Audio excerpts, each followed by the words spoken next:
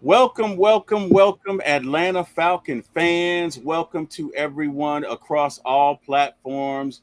We are here tonight, and I am with two superstars in this industry. One would be Smitty 14K, the man, the myth, the legend. You know him, you love him. Smitty, how you doing? Hey, I'm doing good, man. Doing good. Been a little bit under the weather, but I make it. All right, man. Well, hey, I like the can-do attitude. Chris, A1 forever, my A1 from day one. How you doing, brother? Hey, I ain't got no complaints, man. Just happy to be on here talking some Falcons football. And on this Thursday. Shoot, man, again, happy to be here. Been a long day, but shoot, man, I'm always got energy for Falcons. Hey, man, that's that talk I love to hear, man. We are about to get into the Falcons' defensive coordinator search, who we like, the guys we'd like to see, and who they've interviewed so far. But first, you know how we do it on For My ATL Sports. One, we're going to cue the music. Here we go. We'll be back in 1 minute.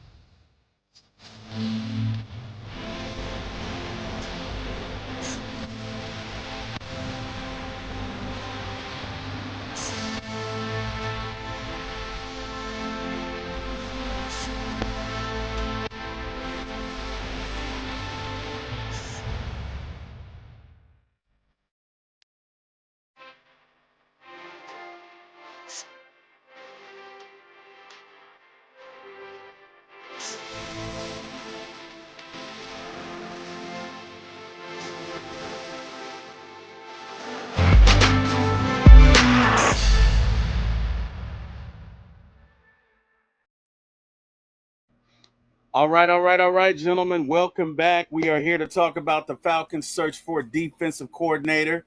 And hey, before we kick this off, Smitty, A1, tell me your thoughts on basically Mr. Jimmy Lake being relieved of his duties. Let's start with you, Smitty. How do you feel about that?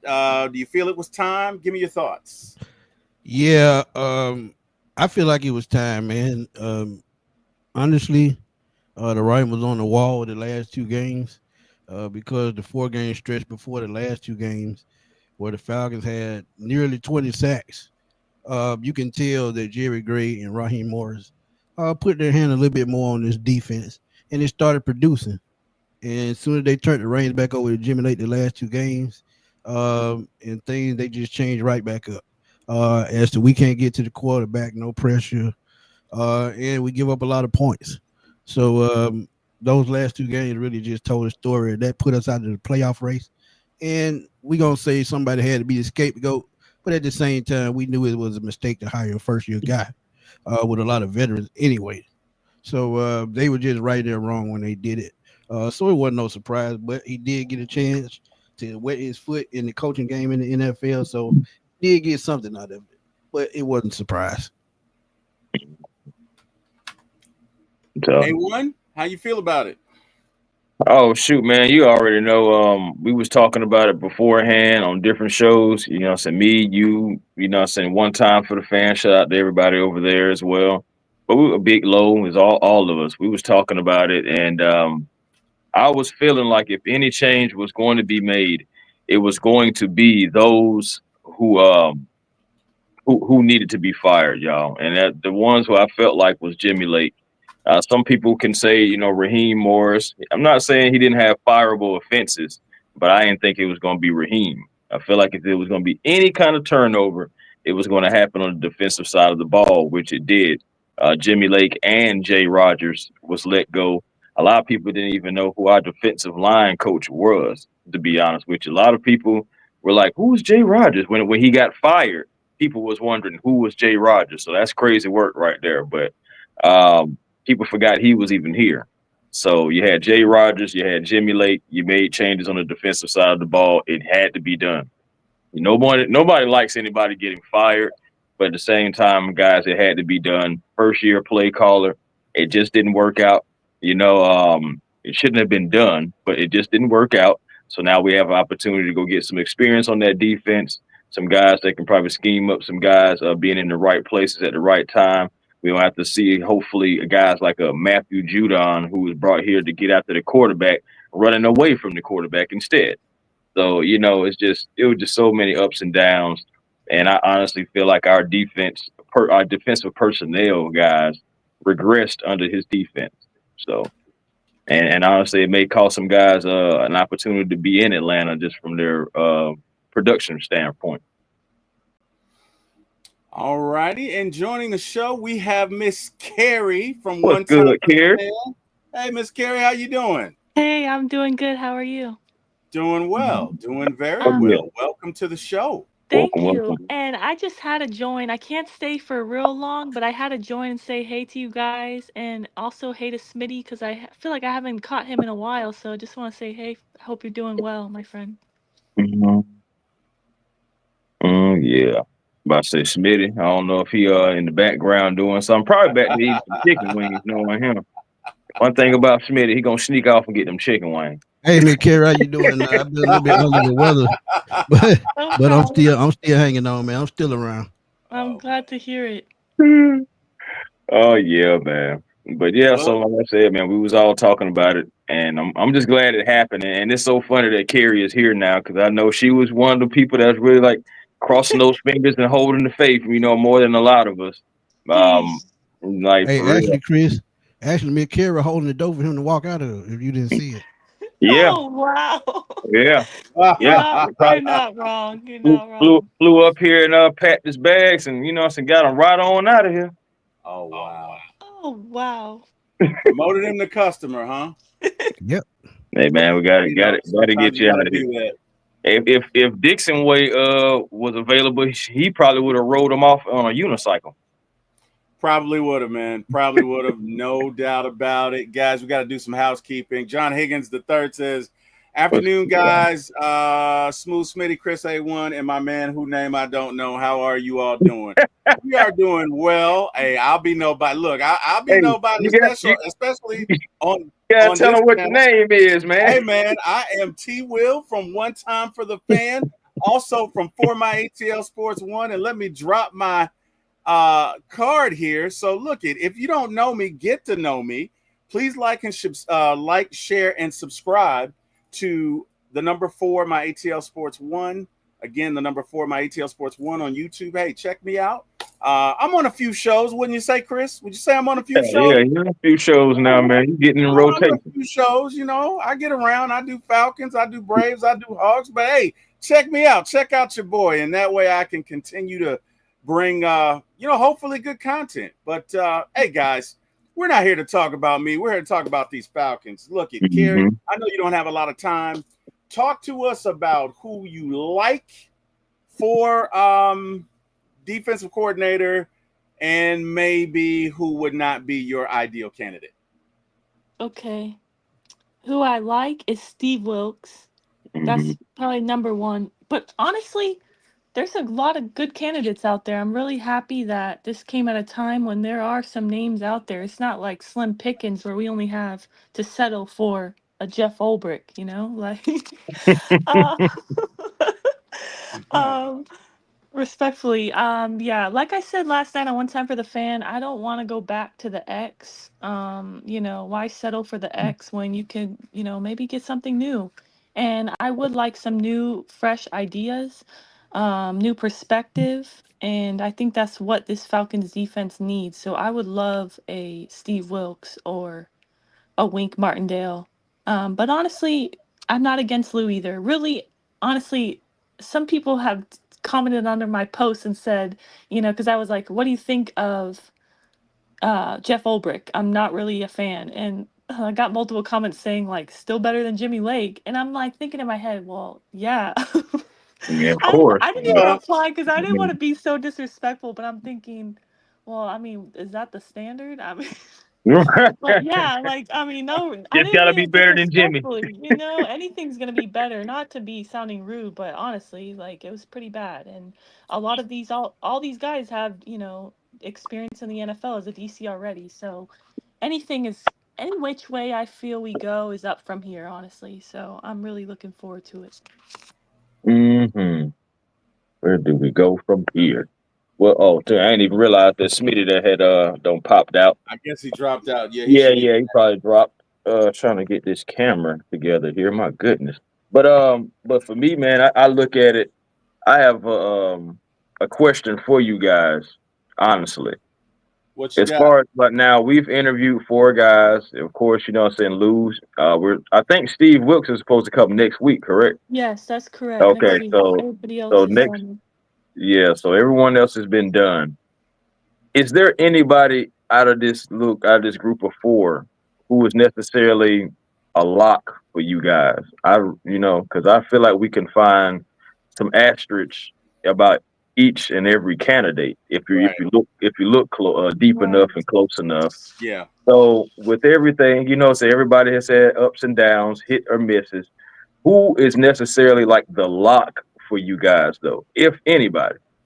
Uh, Wait. So, Chris, when you say who's the lock for us, do you mean like who we like is automatic we love, or you think the Falcons is gonna be lock type of deal? What I'm saying, yeah, let me dive into it a little bit more. What I'm saying is for Falcon fans, like Okay. who is the guy that you look at him and you just be like, okay, yeah, he's the best candidate.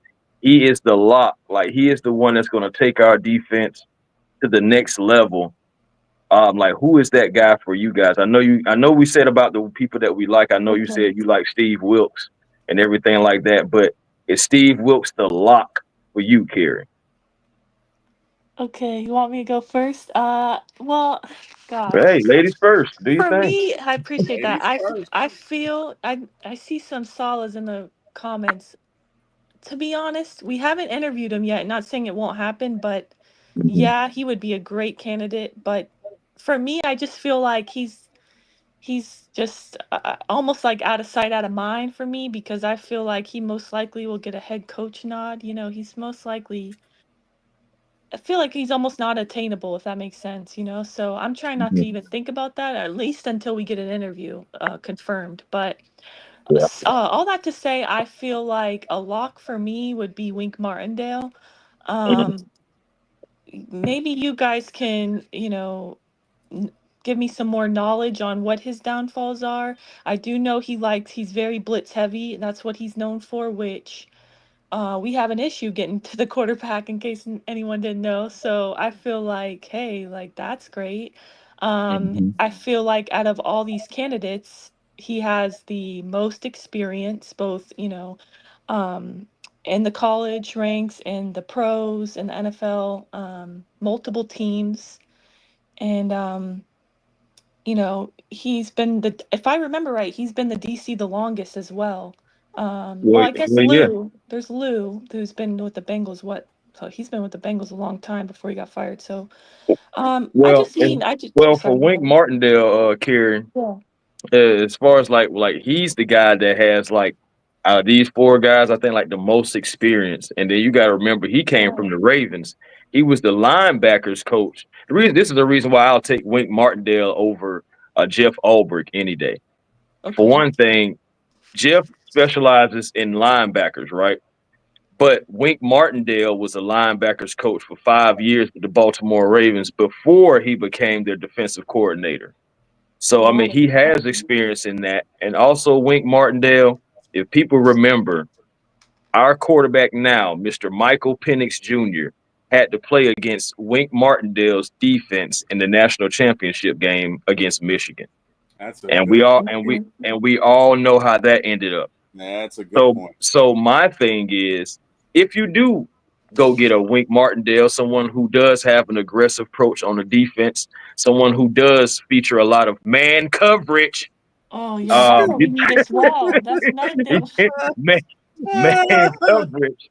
You know, said they're not going to be slacking off from those guys, giving them all that room to work and navigate on the field against us. And also, you can have a guy like Michael Penix Jr. going against a defense that I guess, for lack of a better term, showed him up, showed Right. his flaws. You know, I'm saying in the national championship game. Of course, it's a team game, but they rattled him. Let's just keep it real. Right. And for if you hire a guy like Wink Martindale, you have Michael Penix going against the defense that he struggled against, but it should help make him a better player. Right. So, Okay. I mean, I love Steve Wilkes. I ain't gonna lie to you, but if it was anybody who was that lock for me, it's Wink Martindale. We're always on the same page, Chris. I feel like we're Hey man, very a lot of times we're on the same page because Steve Wilkes is my favorite, but I feel like Hmm. Wink is more of the lock. And correct me if I'm wrong, but the Baltimore Ravens, when he was a linebacker coach as well as a DC, they had top 10 defense Yeah, and top man. 5 scoring defense.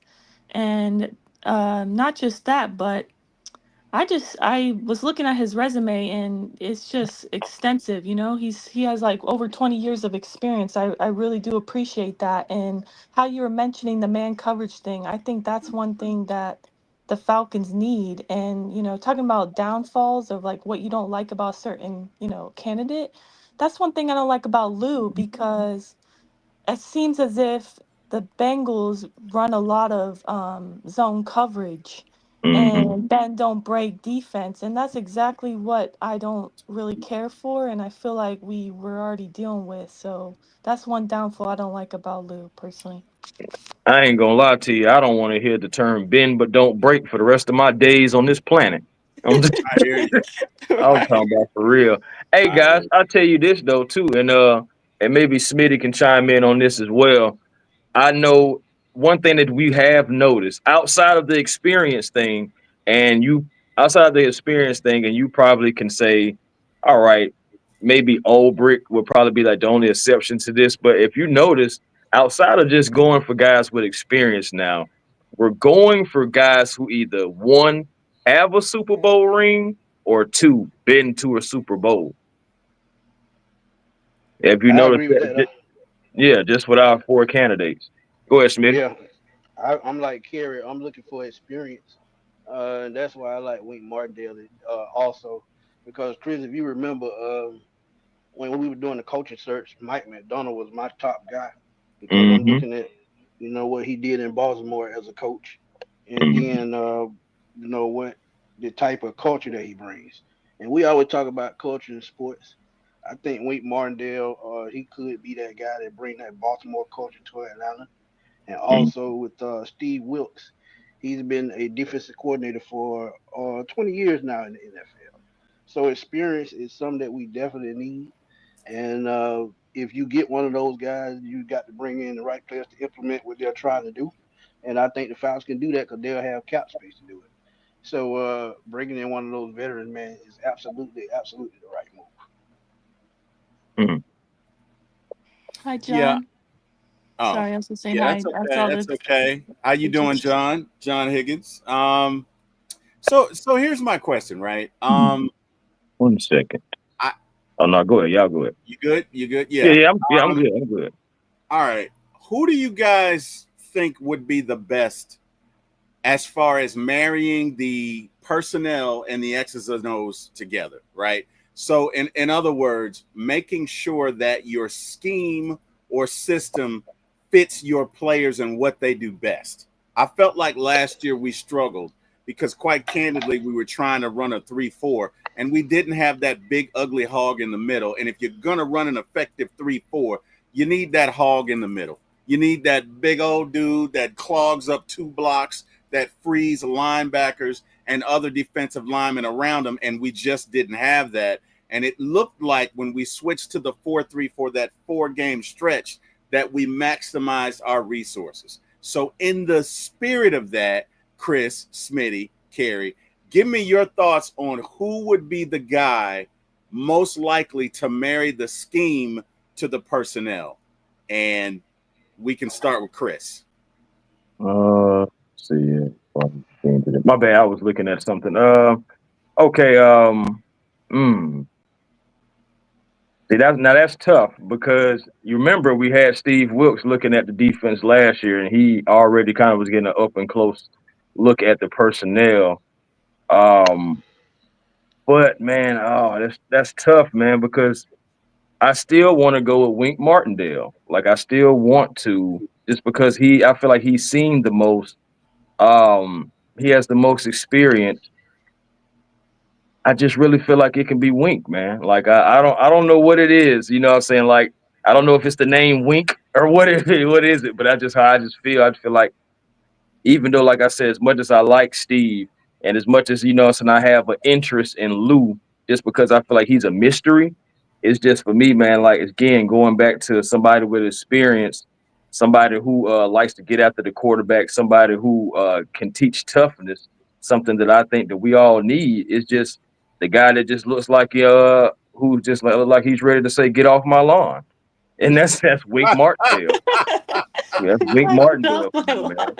No, for real, man. Wink Martindale look like at any given time he can just bust out the front door and just be pointing at him. I told you youngsters, get off of my lawn. Yeah, he But looks like it'd be a 12 gauge shotgun, and it wouldn't be the buckshot in it. It would not be the buckshot. So yeah, agreed. Kerry, give me your thoughts on who would be the most likely defensive coordinator to marry the scheme to the personnel. In other words, to match the best scheme to the personnel that we have. So it's tough because I was gonna ask you guys, with Wink, does he in Baltimore was he known for, or even in New York, was he known for running a 3-4 defense or a 4-3? Do you know? I For some reason I feel like he was known for 3-4. Is that right or am I wrong? hold on, give me a I second. think they ran a 3-4 in Baltimore when Ray Lou was there. I think. Okay, I think it is a 3-4 as well, if I I think remember so. correctly. And so that's the Okay. only thing. How do you guys feel? Obviously, it's like it just depends on who we bring in, what we want to do. If we're gonna switch back again, so all this back and forth. Obviously, whatever the new defensive coordinator thinks is best for the guys we have and the guys we could possibly get in the draft and free agency, whatever he thinks is the best for us, to set us up for success with the personnel we have and what we can get. Mm-hmm. But I'm tired of switching schemes, and I'm sure the players that we have are too, constantly switching 4-3. Yeah, Now, then we switched to three, three four. four. Now we're gonna have to Mm-hmm. switch back to a 4-3 again. But so I say that to say I think he is a 3-4, so then it would stay the same, if it is Wink, and if that is true, I think it is 3-4. But um Second. I don't know. I also don't think that we have the personnel for a 3-4. As far as I know, it seems like Well, play we're a players little like, light in the yeah. behind as far as that. Say that again. Yeah, I said we are a little we're a light. little light in the behind, you know what I'm saying, for the 3-4. Um we again we could have went in, to play the 3-4 defense. We could have went and got some guys in the draft, some space eaters, but we decided to go other places. So it's just like really you look at the personnel and you just got to see where can you go from what you got. And a lot of guys are not going to be here. I'm trying to see if I can find if it's really a 4-3 or a 3-4 scheme for him. So we For got some replies that answered us, like Berto, our guy Berto said he's a base 4-3 hybrid with three Yeah, four he's a 4-3 looks. hybrid guy. Okay. 4-3, Uh, okay. yeah, if you look at what he did in Cincinnati last year, that's basically what they ran. And honestly, he didn't have enough talent on that defense for it to be competitive. So I feel like his firing was not justified. But he can. He coaches. I think he's one of those defensive line guys. If I'm not mistaken, correct me if I'm wrong. But he would be a nice hiring. And if we looking at talent wise, I think Henderson is either on his last year or he's a free agent. So that would be a link to bringing in another defensive end too. So Mhm. the guy that I would be looking at is Wink Martindale as well, because as I said earlier, I look at culture, what he could bring as far as what he did in Baltimore. And I understand they had a lot of talent, but at the same time, you got to still be impressed with how he coached that talent. So if the Falcons bring in the proper talent for this defense, and don't forget, we getting Braylon Trice back next year. Ebiketie look like he's turning the corner. Um, so you look at those two guys, and you look at who we may bring in via free agent or the draft. I think he can get the job done. So Wayne Martindale would probably be my pick. But don't be surprised if former Bengals defensive coordinator Lou Anarumo gets the job, because if you're looking at what Grady Jarrett brings to this team, if they plan on keeping Jarrett till his contract is up, they would switch back to a 4-3 just to make him comfortable and just to make this team a little bit more competitive. Because if y'all didn't watch last year, the linebackers were pretty terrible. So to go back to a three linebacker set instead of a four, I think makes more sense if you're looking at it from the talent standpoint. Right. And just to clean up my mess here, yes, it was Jesse Minter with the defensive coordinator. Right before, like, yeah, he left, and then Wink Martindale came in. So can't give him that credit as far as like with the Michael Penix thing. But it's still a defensive coordinator that comes from a hard nosed place, and I'm talking about the Baltimore Ravens. And again, like I said, I wouldn't mind taking that. Now, if I wanted to punch some holes into it, um, it's tic tac. But since some people can say, "Hey, man, Wink Martindale is 71 years old." Some people may want a younger defensive coordinator. Some people Wait, maybe wonder, hey, is Wink sorry. past his prime? Excuse me, Chris. Of Actually, course. he's 61. I thought he was 71 as well. But then Wikipedia lied and said it was 71. And then that was my worry because I didn't want another Dean Oh, Pease wow. situation. I dug Mm-hmm. deeper. And I look at the Michigan website where, they hired him this past year and it had Mm-hmm. his extensive resume and it had his date of birth and he's actually only 61. Only Yeah. 61, right? Yeah, Yeah. so Yeah. that's good Okay. news. Well, that's crazy because that's on. You said it's on Wikipedia. It's on multiple websites. Actually, him being 71, so it's a lot of misconception right there, man. People got to get it together.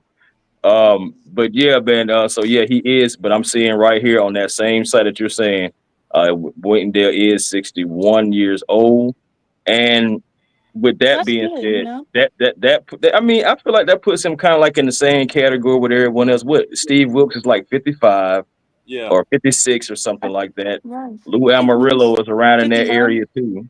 Yeah, he's 59, I think. So it's just like you're not necessarily getting a guy that's too old, but are any of these guys' schemes figured out? Are any of these guys like losing touch of reality with the new with the new offensive schemes that's coming out? Are you guys worried about any one of these guys bringing them in and possibly him just getting just dog walked because he just out of touch?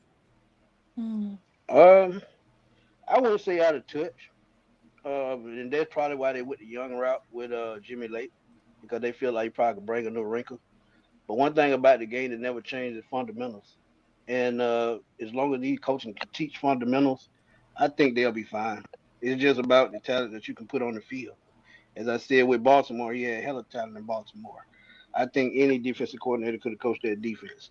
But when you put the proper talent on the field and personnel to go along with what you're trying to do, I think any one of those guys can succeed because all they're doing is teaching the game and teaching schemes and what they want to do and what they want to implement. And if the players buy into it, it's a positive. So it's just all about putting the right talent on the field. Mm. Okay.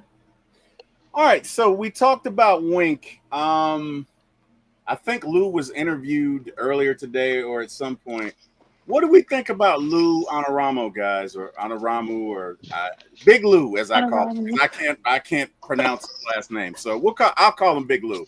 Okay. Carrie, let's start with you. What do we think about Big Lou? Positive, negatives? Give me your thoughts.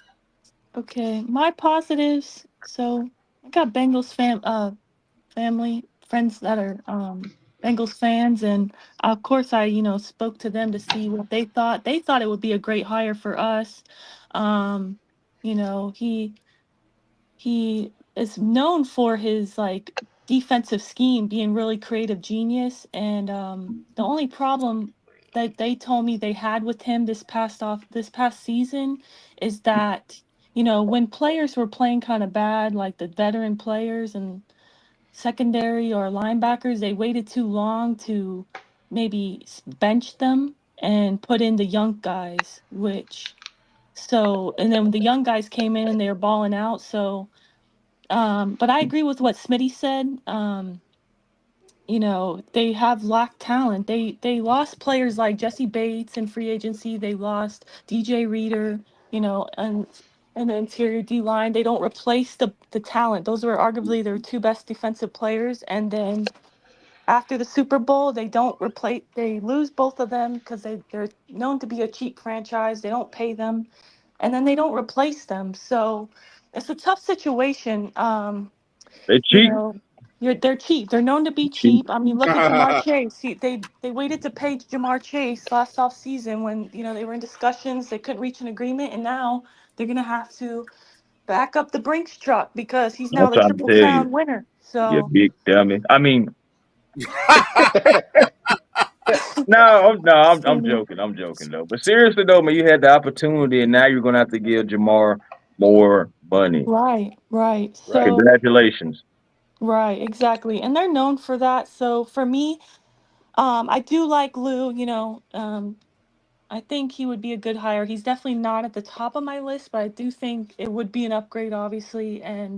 But what worries me is that he sometimes, maybe doesn't want to make the decision to put in the younger talent if the older talent is struggling, and also he does that bend don't break defense so in zone coverage, and I'm not really a fan, but that's Fan. just me. So but I do like that, maybe just 2 years ago he was getting head coaching nods. He was in the mix for head coaching interviews, so he's definitely not a bad DC in my opinion. They just Cincinnati, they're like, it reminds me a lot of Matt and Julio days where it's like none of the focus is on the defense, okay? And he kind of just got the short end of the stick as far as money being spent and talent being added to the defensive side of the ball. Their secondary is very young, so I just feel like somebody had to be the fall man essentially between Jamar and Burrow having the seasons they had and then missing the playoffs. So that's where I'm at. Yeah, I feel like he didn't get a fair shot, fair shake. They didn't really have a whole lot of talent on that defense.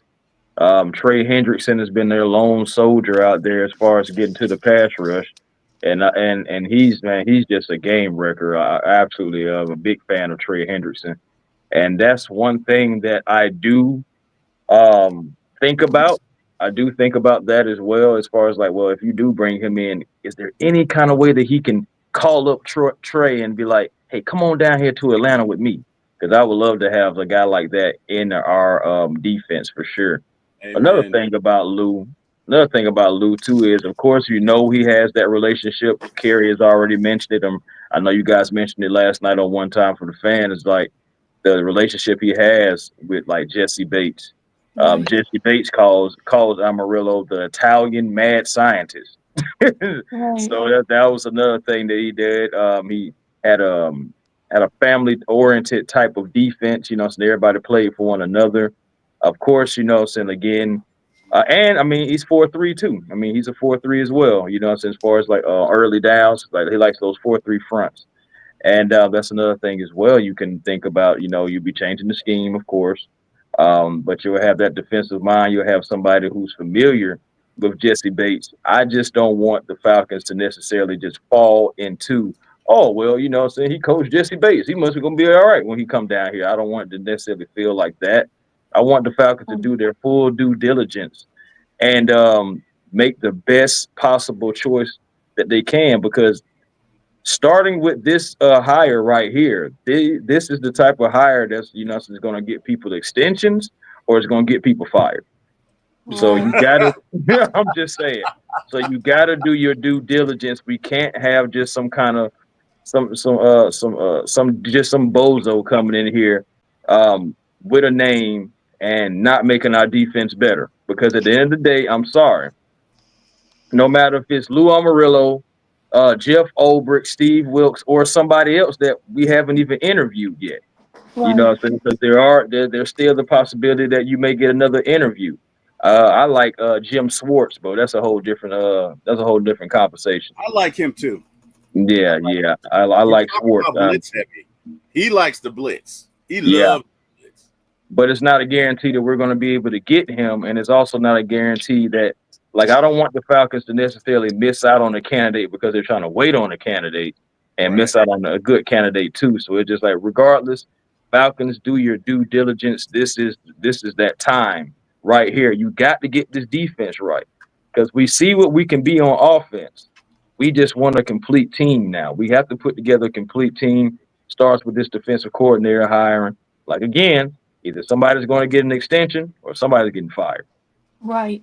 I know everybody loves, the sack leader and the league leading sack leader and Trey Hendrickson, but for Mm-hmm. me, I don't know. I just feel like so do I, and I would absolutely love to have him, for the Falcons, but realistically, I don't know. I just feel like he wants to get paid. He wants a multi-year deal, and I just feel like we don't have the money for that. For one, and for two, I just don't think the Bengals are gonna. I mean, maybe they will because they're a cheap organization as far as playing their players, but I just feel like they're not gonna make that same mistake. Bengals fans highly regret letting Jesse Bates go. Okay, they know they made a mistake by letting us take him. So, and same thing with DJ Reader because they haven't been able to replace him either. So, I just feel like three times in a row you're gonna let your best defensive player go. I just don't. I feel like they're gonna pay him what he wants, and unfortunately, Lou, the best he'll be able to bring us is a guy like Sam Hubbard. And probably you don't want to hear that, but I've been joking with people like when they tell me they want him to bring Trey Hendrickson, I'm like the best I can do is Sam Hubbard because that might be the realistic happening because I think they're looking to come up off Sam Hubbard because he's getting older. So yeah, Well, Sam Hubbard wouldn't be a bad pick either, though. As yeah, long as you put talent around him, he'll be fine. right. But the thing about Sam, Sam is more of a 4-3 end. So that's what I'm saying. We get Lou. I could see us switching back to a 4-3. And like I Mm-hmm. said, Grady Jarrett's future, his last 2 years in Atlanta, are going to happen. You got to put him in a situation for him to succeed. As y'all have seen the last couple of years, he hasn't really played good in the 3-4. He's made Right. flashes here and there, but as far as being the Grady Jarrett that we know, the best Grady Jarrett that you're going to get is in a 4-3. So Mm-hmm. yeah, so that's going to be the key going forward. My thing is too the defensive coordinator that comes in, no matter who he is. Do you guys think that any one of those guys that'll come in and just say, "Hey, look, I know you guys love Grady Jarrett and all, but he got to go so we can make some more Mm. moves and I can have more moves for this defense." Do y'all see anybody coming in saying that? No, no. I mean, Now, if if go ahead. anything, Go ahead. it'll be Terry Fontenot that says that. Because at Right. Yeah, the end of the For the day, yeah. money. Like it. he got to make the final decision on how he want to tune his roster up. And if he need that $16 to go get a pass rusher or offensive lineman or whatever they need, he's gonna do that. Because at the end of the day, it's about winning football games. That's why I say don't fall in love with players because each and every season they're gonna want their money. So if they want their money, then and you can't pay them to build the right team. And hey, he's got to go, man. His business is just business. Right. Without a doubt. Without a doubt. I don't know that. You know what? I'd love to get with the capologist and discuss what our options are, because obviously we're going to have to make some moves. I think we have what 7 million in cap space. Yeah, right now, Yeah. but Yeah. So that's in the obviously, bottom five. yeah. So obviously, moves are going to have to be made. Maybe you can extend some guys, rework some contracts. You'll probably have to cut a few. And look at, maybe you trade Kyle Pitts, right? If for nothing else, I think that's the main motivator to trade Kyle and or Kirk, because that could free up money, as well as retrieve draft picks. So I don't know what moves will need to be made, but I would imagine Grady could be, because I don't think you can get rid of Onyemata because his cap hit is like 12 to You won't 16 save million or something anything. like that. Yeah, It's 8 million. It's 8 million if you cut him, but you still got to pay the 8 million in dead cap space. So it's like breaking even. Right. right. Yep. That's exactly what it will be. Breaking even. But that's the thing about even Kyle Pitts. There's reports out that there's a guy, I think Ben Slowick, he came out with the article saying that he predicts the Falcons making a draft trade to where Kyle Pitts is traded away for a day 3 pick. And I'm not gonna lie to you, that don't make me feel good. A day 3 pick for somebody Is that that we the Chris, is So that the article about him going to the Bengals? I think I saw that as well. yeah, about Yeah. him getting traded to the Bengals for a day Man, three if pick. we get a day 3 pick for Kyle Pitts, I DDT Terry Fontenot and Thomas Dimitro. Man, Both what of I'm them, talking about? really? All of them. He said, Wow. I'm just gonna go get Oh, Thomas DDT just both because. of them. What He said, makes I'm me gonna go get him sick? because. What what makes me sick about that situation is that I that could possibly happen. Honestly, I feel like his stock is low, but Hmm. I feel like a change of scenery is needed for Kyle, and it might be in the best interest of both the Falcons and Kyle Pitts. And what sucks about it is the value is low, the stock is low, but I feel like a change of scenery could really benefit him and he could ball out on another team. Um, I Possibly. don't know. So, I mean, I don't think that's mm, a far fetched take to that. You know, a change of scenery. We've seen a change of scenery helps a lot of guys, right? right. It's a possibility that that may be for Kyle, but the only thing is he's due 10.8 million this year. We don't have draft picks, and we do have to make this team better. So I Mm. understand, you know, some the notion to possibly trade Kyle Pitts, but also we can't forget about the other side of it too. We still have a quarterback that possibly could get the best out of him. He hasn't lived up since Matt Ryan, but let's just be honest, we haven't had an arm like Michael Penix since really Matt Ryan. I mean, I guess you can say Kirk Cousins for a second, but they didn't have any kind of continuity, chemistry, anything. They didn't have any connection. We've seen that. Like the best game he had was the game that he got set in the second half, and that was National Tight Ends Day. So it Right. just he just didn't have it. He Oh, just didn't have it. What I'm just saying, man, bro. Look, Oh we wow. already know why he got set in Oh that wow. second half because that Oh touchdown was wow. just too close, man. jeez. Man, listen, you just can't do But that. if you also look at the last 3 games when Michael Penix was in that quarterback, Kyle looked like a different person. Right. So like you said, Chris, it just may be that he needs a quarterback that can get him the football. Because you look at Mariota, Heineke, Jeez. Desmond Ritter, they didn't really do much to put him in a winning situation. But from the jump, I've been telling y'all, you get a guy that high, you got to build an offense around him. And if Mm. he's the key focal point of the offense, I think that makes Bijan better. That makes Drake London better. So they got to think about that this offseason. If y'all not So, gonna put him in a position to succeed, yeah, he got to go. There's no way Smitty, around it. do you think Go that ahead. they don't make him a focal point? Because to me, what you're saying makes complete sense. And you would think, the organization taking him at 4, they would know this as well. Like, hello, Right. like we gotta, make this guy a focus. We took him at 4. That's very high, and we skipped on some Not not major not talents. only that, Carrie. Not Yeah, only that, by him being picked at number 4, you look at what kind of mismatch he is. You look right, at safeties and linebackers; they're about an average 6 feet for the linebacker. Well, 6'1" for the linebackers, 5'11", 5'10", 5'11" for a cornerback and a safety. And if you look at size, he's 6'6", 250, 83-inch wingspan. Who's going to stop that? Nobody on the field can stop that. So right. by them not being able to use his measurables, that was a disappointment to me as far as the offensive coordinator not doing it. And Zach Robinson should know better because he's been around for a while and long enough to know Raheem Morris as well. Uh, Look at what he did in Los Angeles with Puka Nakua, a rookie coming in and having 1,700 yards a rookie season. And you mean to tell me you can't game plan for a tight end that's twice his size? Well, that's what I was gonna ask you. Mhm. In LA, was the tight ends a focal point? I honestly can't tell you who their No, tight end was. it was Oh, Tyler. Well, It was well, Tyler Higsby. oh, The tight yeah, Higsby. end, the Okay, tight but end was not a he focal produced. point okay, in LA. Yeah, he wasn't a focal point, but he produced. okay, Jared Everett, when he was there, he produced.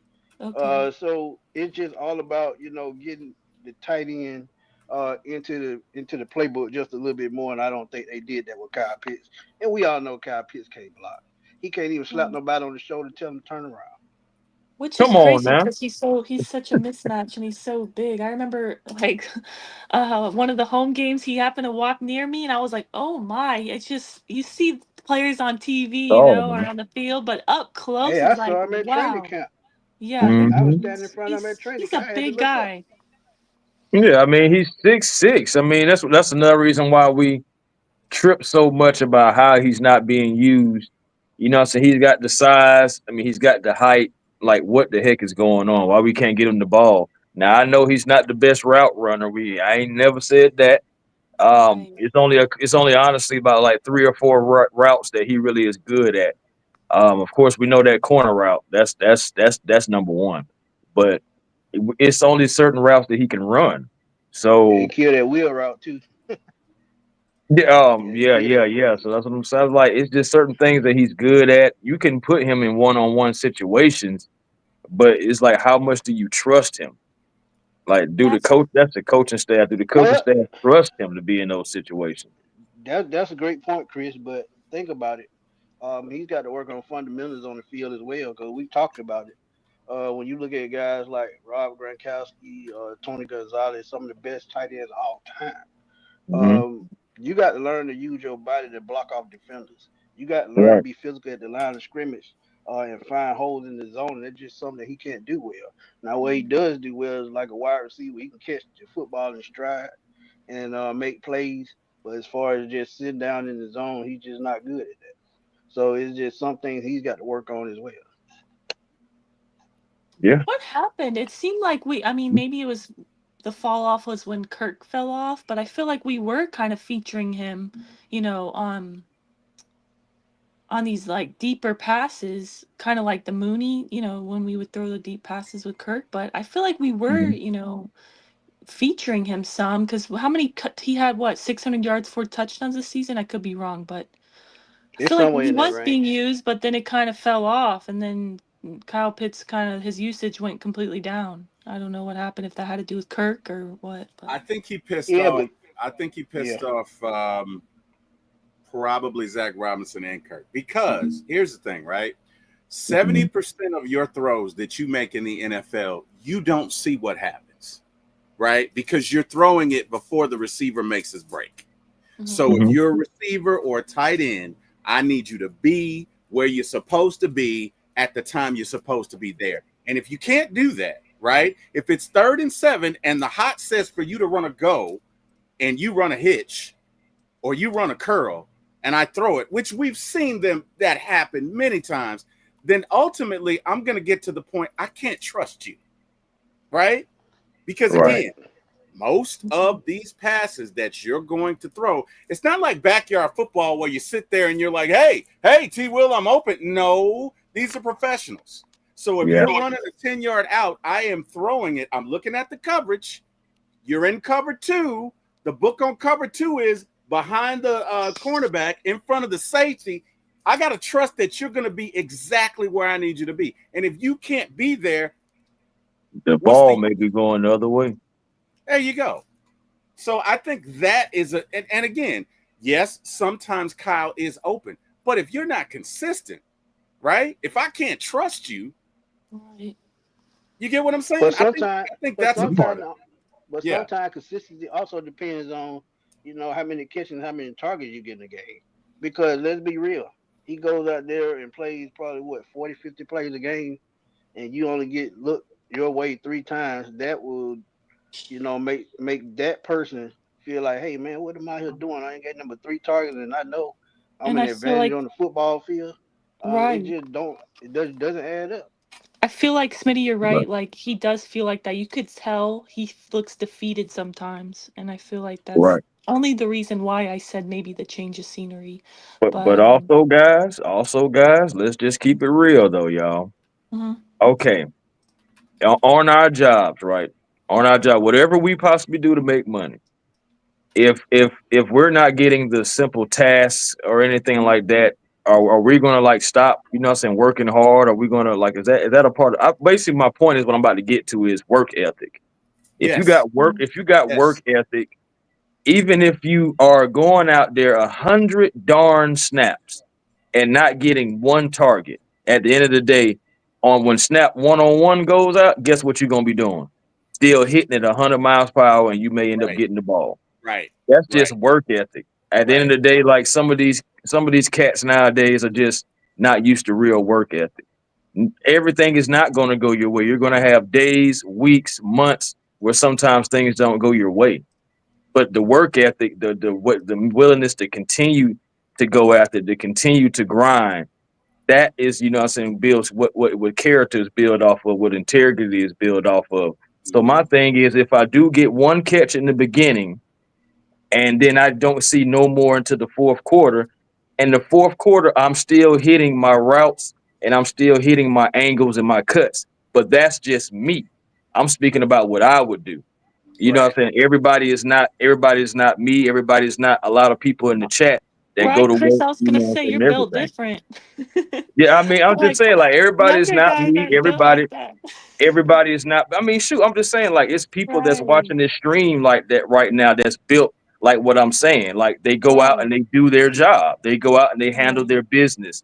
They don't always feel like it, no, but they know that they got to put either food on the table, food in, what I'm saying, food in people's mouths, clothes on people's back. They gonna go out and do what they got to do. That's what Kyle has to do. He has Yeah. to Right. go out and do what he's supposed to do, even if he doesn't get the ball. That's what builds trust. That's what builds, what I'm saying, continuity and everything, and will give a person who doesn't know where the throws are going to be going 60% of the time that you will still be there because I see you hitting them, even though I'm not really getting you the ball. That's work Right. ethic. That's on Kyle. You can't just put that on anybody else. That's on Right. Kyle, though. Right. Smitty, I, let me ask you this question, right? And because it's to Chris's point, right? But let's say, Smitty, you're my quarterback and I'm your receiver, right? And you call a 10-yard out and I run a slant. And I do this 3 or 4 times a game. It's fourth and gotta have it, right? It's fourth Mhm. and gotta have it. Either we get it or we lose. Are you trusting me? Are you even looking for me in that, regardless of how talented I am? Are Well, you looking for me in that scenario? Well, to that point, T. Will, yes, and want to know why? Because on fourth down, when we had to have it in Washington, where did that ball go? It went Straight to to Kyle Kyle. Pitts. It did go to Kyle. And what was the result? that was It was a Touchdown. amazing. touchdown. That Okay, was all amazing, right, honestly. all Okay. And right. Now, see, now, now that we talking. Now we talking. But that in goes back to most my cases, are you going to me, right? Because I promise if you, you he open, probably grabbed if Kyle you by the open, face I'm mask going. and said, I "Look, mean, my I thing, need my you to thing is run an if in the cut. I need if the let me man make is sure." open, give him the ball because that was perfect. And I'm gonna It tell you was why it perfect. was perfect It because was perfect, you seen Kyle was able to shield his body off away from the right? defender, and Right? that ball was placed in there. It was that ball was placed right in there. That was precision right there. And And, actually, and he had honestly, three let's just catches be on that honest, drive. right? Yeah, And he let's had three just be catches on that honest drive. now. Let's just be honest, guys. If that was Kirk Cousins in there, I don't think he throws Kyle Pitts that ball. Oh no, he Oh can't make no. that throw. He can't make it.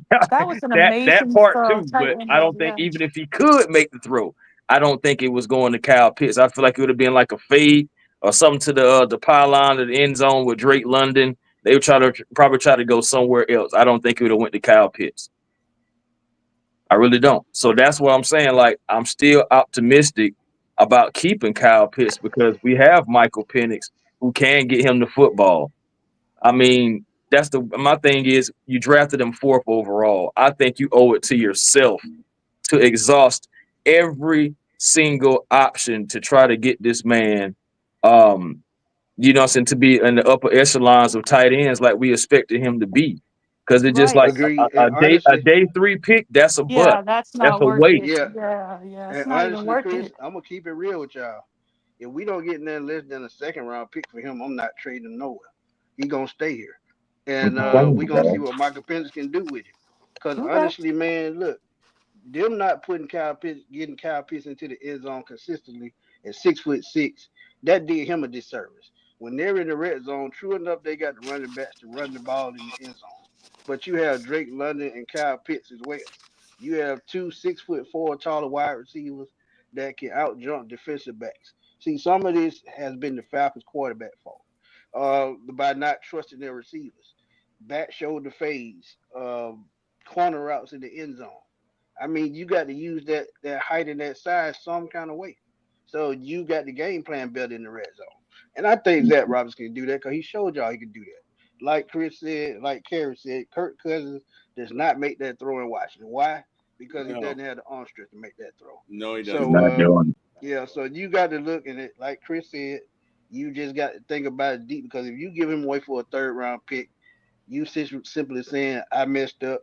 I need to make a change, and really, Sam Laporta is making his whole offensive coordinating staff look bad because he was a second round pick, and he already has more touchdowns than Kyle Pitts in one season. Bro, did you see what Brock That's sick. Bowers just did? That's sick. Yeah, exactly, I'm just saying, you seen what Brock Bowers just did. yeah, exactly. Do you see Trey McBride? Even though the Cardinals didn't have the best year, Trey McBride still was getting targets down there. I feel like Kyle Pitts, as far as a starting tight end, and I would love, saying I would love to look this up actually because I don't have it in front of me, but I can almost guarantee Kyle Hmm. Pitts is at least what bottom 20 when it comes to tight end production. If you just talk about stats and Probably numbers, so. Probably Jeez. so. I'm Many just saying Yeah. like what. touchdowns. Well, he caught 60. He had 60. How many receptions did he have this year? I don't know That's that a, he'd be bottom 20. that, He might I'm be just middle saying of the just road. like He he probably may be middle of the road. he may be like I said I don't have it in front of me, Yeah. but I know where he's not. I know he's probably not in the top 10. I pulled it up. He had 47 receptions, 602 yards. He averaged 12.8 yards a catch, and he had Hmm. 4 touchdowns. Right. He, and that's a Yeah, crazy one stat for too because each. he had one Yes. touchdown pretty Yeah, much one. for each year. He had 4 this year, 3 last year, 2 So before that, next and year 1 we're his getting rookie year. 5, Chris. We're getting We're getting 5 next year. 5 from Cal Pitts. 5. We're getting 5. Getting So, 5 hey, touchdowns. Kyle has a 59.6 PFF ranking, which is basically middle of the road, right? So Mhm. he wasn't terrible. He wasn't great. He was just kind of middle of the road. Look, he's got the physical traits to be a superstar, but at the end of the day, he's got to have the want to. I agree. He probably needs to be targeted more, but like Chris, it comes down to work ethic. And look, Comes down to maybe work we ethic. can put it together next year. I mean, Penix is dynamic. Penix is awesome, and I think Penix makes guys want to get open. You know what I Okay. mean? I know looking at the body language of the receivers, they just seem to be so happy to have somebody to get them the ball. I think he's going to be dynamic this year. Oh, Smitty, let me yeah, ask you this yep. question. Real quick, real quick. Hold it. Yep. Put a pin in it, real quick. I got the numbers for you right here. All I right, got what the you got? numbers for. Okay, so if we're talking about as far as yards goes, Mm-hmm. Kyle Pitts is the 13th tight end with 602 yards. Out of how Right many? out of shoot, hold on. I got you. I got you. Out of 32 starting tight ends. Okay. Now receptions out of 32 starting tight ends. Out of 32 starting tight ends, Kyle Pitts is number 22. Okay. The of course we already know who's number one. Right. Brock Bowers, and I just said Troy McBride, who had 111 catches. Right. Wow. Targets. I bet Kyle Pitts is at the bottom of this list too. But also, Okay, middle of the row. He's at rece- 15. I mean, receptions though. I just feel like we have so many We have so many different There weapons. you So go. Yeah. compared to Mhm. like, for example, the Cardinals. I mean, I mean, we got Cardinals Marvin don't have Harrison Jr. nothing. Yeah, exactly. So I understand why he almost has double the targets. Right. But here's where it starts getting better for Kyle Pitts. The average amount of yards per catch. He's number 3, 12.8. And that's because of his size. That's because of his size. Yep, that's what he get. Of course, we're not going to talk about touchdowns because we already know. I mean, he was still 13th in that regard, but we already know we ain't Right. got to worry about rushing yards and none of that crazy mess like that. But yeah, I'm just saying, like Kyle Pitts right there, just that average amount of yards being able to have 12.8 yards per catch. He was only behind the Packers' Tucker Kraft at 14.1, who actually got 3 more receptions, but not as many targets as Kyle Pitts. And you got George Kittle, who was number one with averaging almost 15 yards per catch, 78 receptions, 94 targets. Average amount of yards. And Brock Purdy doesn't have a strong arm. He's just accurate. Yep, average amount of yards. Kyle Pitts averaged 35 yards per game for the Atlanta Falcons. That is crazy. Only 35 yards per game, and that ranked him. Hold on, if I can get over to see it. Okay, and that ranked Kyle Pitts as number 17 in the NFL. And this is just straight tight end stuff. Just straight tight end facts, tight end stats. So I'm just saying, and you got guys on here who don't have as good as a quarterback as we have now. I think honestly, you go into this last year and you try to see if you can make it work with Kyle Pitts. And if it's not working by the trade deadline, then try to see what you can do. That's fair. That's fair. the thing about I'm just saying that if he's trashed by the trade deadline, then if you wait that long, then you're gonna get cheated. That's the problem. You get shortchanged at the problem. deadline all the time. Because that to me, that's just a panic move. If you trade him at the deadline, you're not getting that better than the fifth. Let's just keep it real. That's the problem. That is the very problem right there, Smitty. That's why so that's why we tag team partners, man. So I just lob it up, you go get it. I'm D Wade and hitting that's LeBron. As crazy as that may look visually, but that's what's going on. Hey, John, out of your Falcon mind, I agree. Positionless football, I didn't agree with that. Because like I said, no matter if you're positionless or what, the game don't change. The fundamentals the same. So you can call positional football what you want. Kyle Pitts is a hybrid tight end / wide receiver, and I feel like they should take advantage of what he offers as far as a football player. Yeah, he can be lazy, but to get that lazy off of him, target him more. Challenge him. If you challenge him, he ain't got no choice but to get better. True. No, I definitely explain that. I mean, I understand that though. But yeah, man, shout out to Out of Your Falcon Mind, man. John and Mike over there. John. Yeah, man. Shout out to those guys, man, over there. If y'all missed their final show, you missed a treat, man. You need to go back and watch that. Yes, we went back and rewatched it. It was so good. It was. It really was. It was great, man. Great show, great guys, and definitely going to be sorely missed. Guys, let me ask you about. I'm sorry. Go ahead, Smitty. T. Will, Antonio got a question before we go on. All right.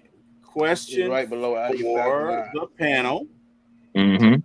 Question for the panel. Regardless of who we bring in at DC, do you think the success of the defense depends on who we bring in, or can they coach up what we already have? That is a good question. And that kind of lends itself to what we discussed earlier in we need a defensive coordinator that can marry a scheme to his players, right? So the reason you need a guy with experience, and to me this sounds a lot like Wink, is your defense so well, you can do a 3-4, you can do a 4-3, but you marry that to what your players do best, right?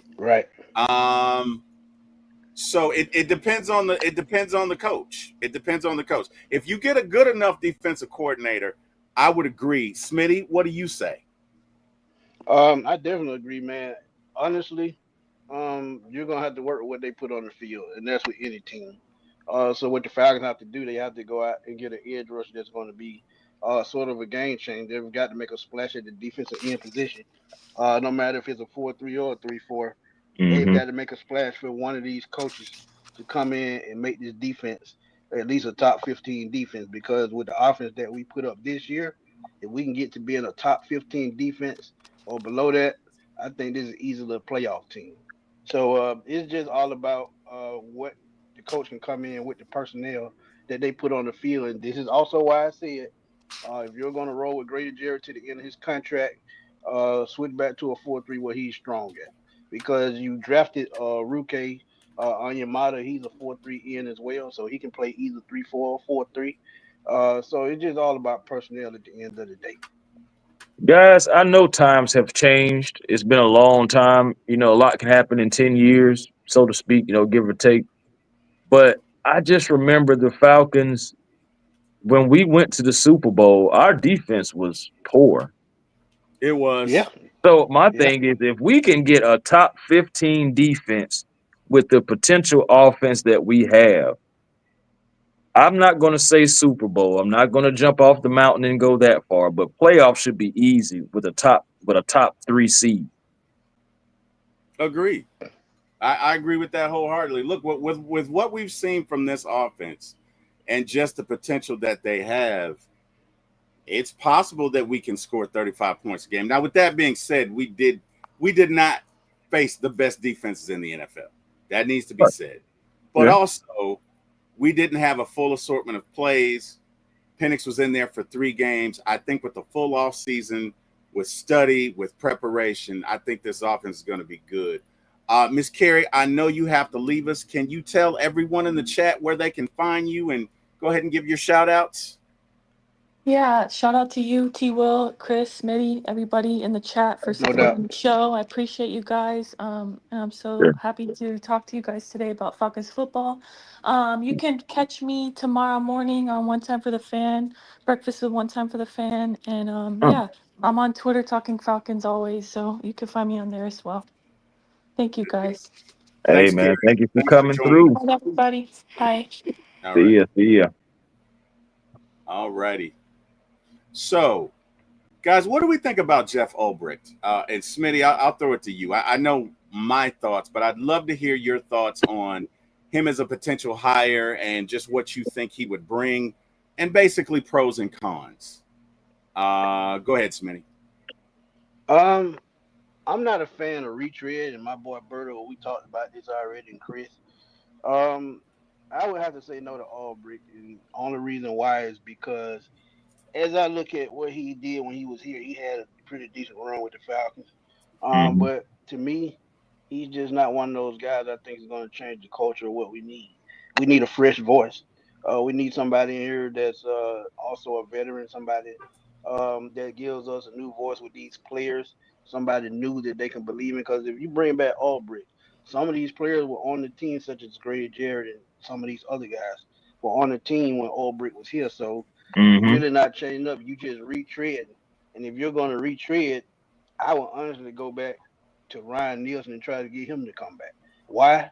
Because the defensive line played much better under him.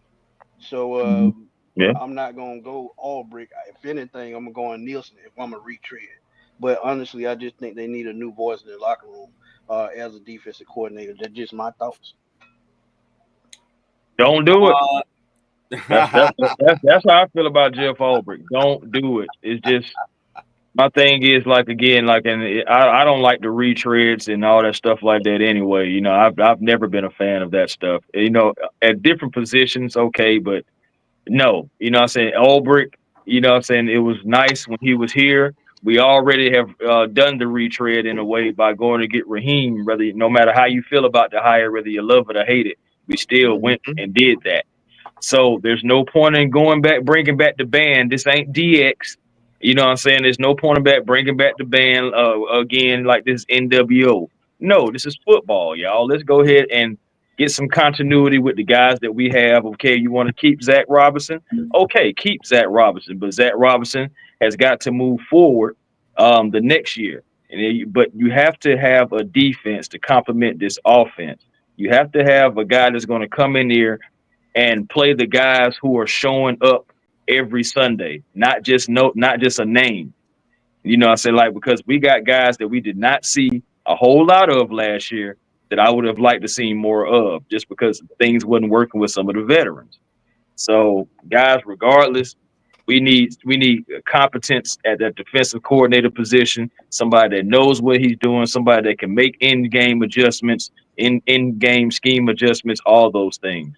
And that's why I don't think Ulbrich is the answer for that. Maybe one of the other guys like a Wilkes, like a Amarillo like a Wink Martindale. You know what I'm saying? But I just don't feel like Jeff Ulbrich is the guy to do that. He'll have the linebackers probably together. I do believe in him for the linebackers, but that about it for me.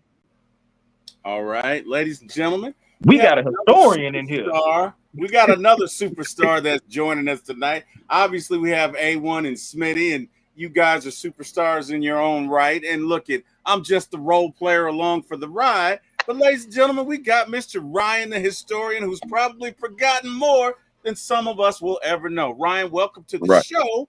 And my question for you is your thoughts on Jeff Ulbrich as our new defensive coordinator. Go ahead, sir. I'm gonna keep it simple. We're gonna say no to the second power. My brother. Hell no. If My you brother. want to bring that back here, guess what? You're gonna be sitting here crying and complaining again. Here's the thing. Sometimes you have to start fresh. Sometimes you can't go back down that route. It's just like breaking up with a girlfriend. That's it. Or for the ladies out here, if you're breaking up with a boyfriend, you might have had some great moments with that person at the time. You might have had moments to where you sit back and say, I missed this part of the relationship, but I want you to go back and really look at why you broke up in the first place. Let's go ahead and talk about it. You fired him. You had a chance to keep him here, but guess what? You let him go for obvious reasons. Why would you want to bring that back? I have already said this, and I'm going to probably say it again tonight on my show. I said Steve Wilkes has got to be a guy that you got to bring in here. He's been around the team for number one. He's been in the building with the team, watching them practice, helping out here and there. Why wouldn't you want him and Jerry Gray to be together when you talk about masterminds of defense? Think about it. Steve Wilkes got a Carolina team to damn near get to the playoffs. Yep. The same year in the middle of the season that Matt Rule was fired. Yep. They beat us, the infamous Marcus Mariota game on the ground throwing. Everybody remembers that meme. But fumble too. So all I'm saying is, why wouldn't you go after a guy that took a team that was dead in the water, got them to one game of the division title and the playoffs? Unfortunately, lost to the Aints. Then he goes to San Francisco. Chase Young was a disciplinary problem for a lot of coaches. Think about that. Washington got him in the first round and got rid of him, sent him to San Francisco. Guess who got this kid to play well? Steve Wilkes. Got the best out of him. One of the best performances in a losing effort since Thomas Hollywood Henderson. For you young folks that don't know about that or whatnot, look him up. He was Lawrence Taylor before Lawrence Taylor. And yes, he was a coke fiend, just like Lawrence Taylor. The difference was his career was a little bit shorter than Lawrence's, but that was Lawrence Taylor's idol. So when you look at that, Chase Young had one of those games, because if you go back and look at that 1978 Super Bowl, that dude Hollywood Henderson had a hell of a game that day. A hell of a game. Chase Young had that same type of impact. He went from being a distraction to where he was challenged by somebody who pushed him to the next level. Why would you not want a guy in this building that's respected around the league that would challenge this defense? Hell, I'll give you another guy that you can go look at. He wants to get back into coaching. Now, he wants to be a head coach, but I still say you test the waters. Look at Rex Ryan. Man won a Super Bowl with Baltimore's defense. He just never had a quarterback. He's always had a defense. So I'm mentioning guys that nobody's talking about. Everybody's talking about Wilkes. Everybody's talking about Robert Saleh. Saleh is going to be a head coach. He's gonna sit for 1 year. He ain't going to be around. Let it go. I think he's doing interviews for head coaches now, as a matter of fact. Yeah, I think Robert. He might be in Jacksonville. Yeah. Honestly, I want them to go get not Canales, Liam Cohen. I want the Jacksonville to go get Liam Cohen. Go ahead and get him out the NFC South, because I ain't gonna lie to you. I think he's a decent offensive coordinator for real. How he revamped that offense when they lost Chris Godwin and still getting them to the playoffs the way they did. They almost won out, guys. They lost one game. And it was like, and that's terrible. But also, I mentioned earlier too, Ryan, what you think about this name. Now you're gonna have to wait. We'll have to wait around. But Jim Schwartz, I'm not waiting to put my defense together for number one. If he's Yeah, available, he's that's the point. available. That's If the he's point. not available, hey, I need But somebody just that's going to be here. I need somebody in the building, and I need someone to start hashing out the plan of action of how we're going to draft. It's a reason I'm wearing this North Carolina A&T hat, folks. It's a reason why. It's a little subliminal message, but those who watch the show, you already know. I support HBCUs on top of, being a dog fan. Even though Facts. Southern University is a school I love, my mentor went to school here at A&T, so, lots of love there. But I'm just going to give you this here. You only have 5 picks right now in the draft with limited money. Yeah. Limited money. Mm-hmm. Your scouting department needs to start looking at schools around this area here. Start looking at the schools where you're not going to have to pay guys and get guys that are hungry, not deserving. I need guys that are hungry that you're going to draft. And that comes in with the scouting department and getting this defensive coordinator in early. Again, there are great candidates out here. I know Martindale is a guy that everybody's looking at. He had a hell of a job in Baltimore. But here's the thing. He was let go from those positions because he got beat. He blitzes like crazy. One thing we ain't got to worry about, we gonna pass rush. But guess what? And man coverage. And man coverage. His defenses get beat in big games. That is the reason why he left. And for those that were saying Wink was at Michigan, no, Wink got No, he wasn't. That was me that was saying that, but that was me and my I looked at 2024 and not 23, and that was my mistake. So that I fully take that. No, but it's not just you. We've heard this from other people as well. So it's not the fact that the man doesn't know what he's doing. It's the fact that you need to have somebody that's competent enough to blitz when it's time to blitz, play off when it's time to play off, definitely play a little zone when it's time to play zone. We as an organization have to start changing things. At this point, Raheem, this on you now. You already got your scapegoat out the door. This is on you. You got Jerry Gray in the building, and you didn't even promote this man. And this man has got over 20 years of being a position coach as well as a defensive coordinator who's had top defenses. I'll just give you this. Ty Law, Hall of Famer. Hall of Famer.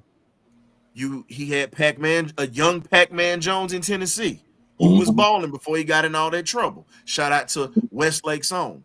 Then you have another guy that we could talk about that's a Hall of Famer, Darrelle Revis, who he had.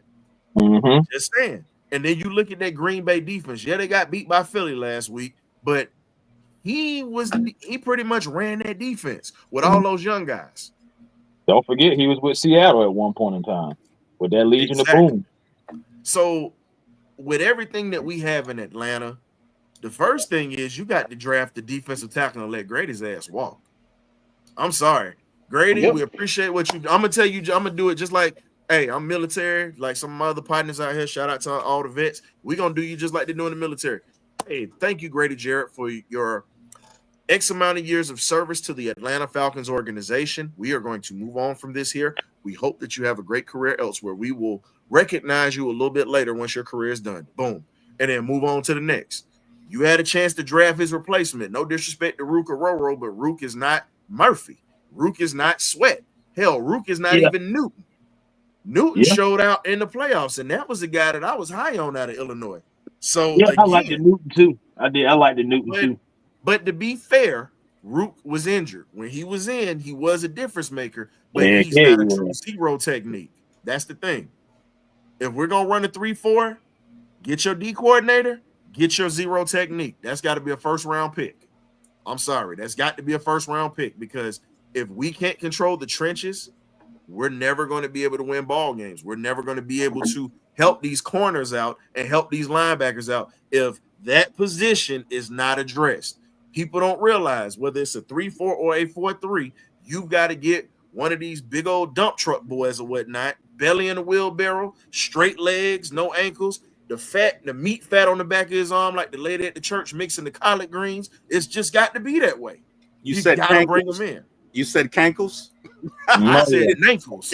No ankles. Nankles. Yeah, no ankles. That's what the man said. And I need, listen. Oh, wow. And listen, and I need the pork fat on the back of his Oh arm. wow! Like the lady that stir up the collard green pot. Oh That's what I need. wow! Sister Jones, He, Sister Jones.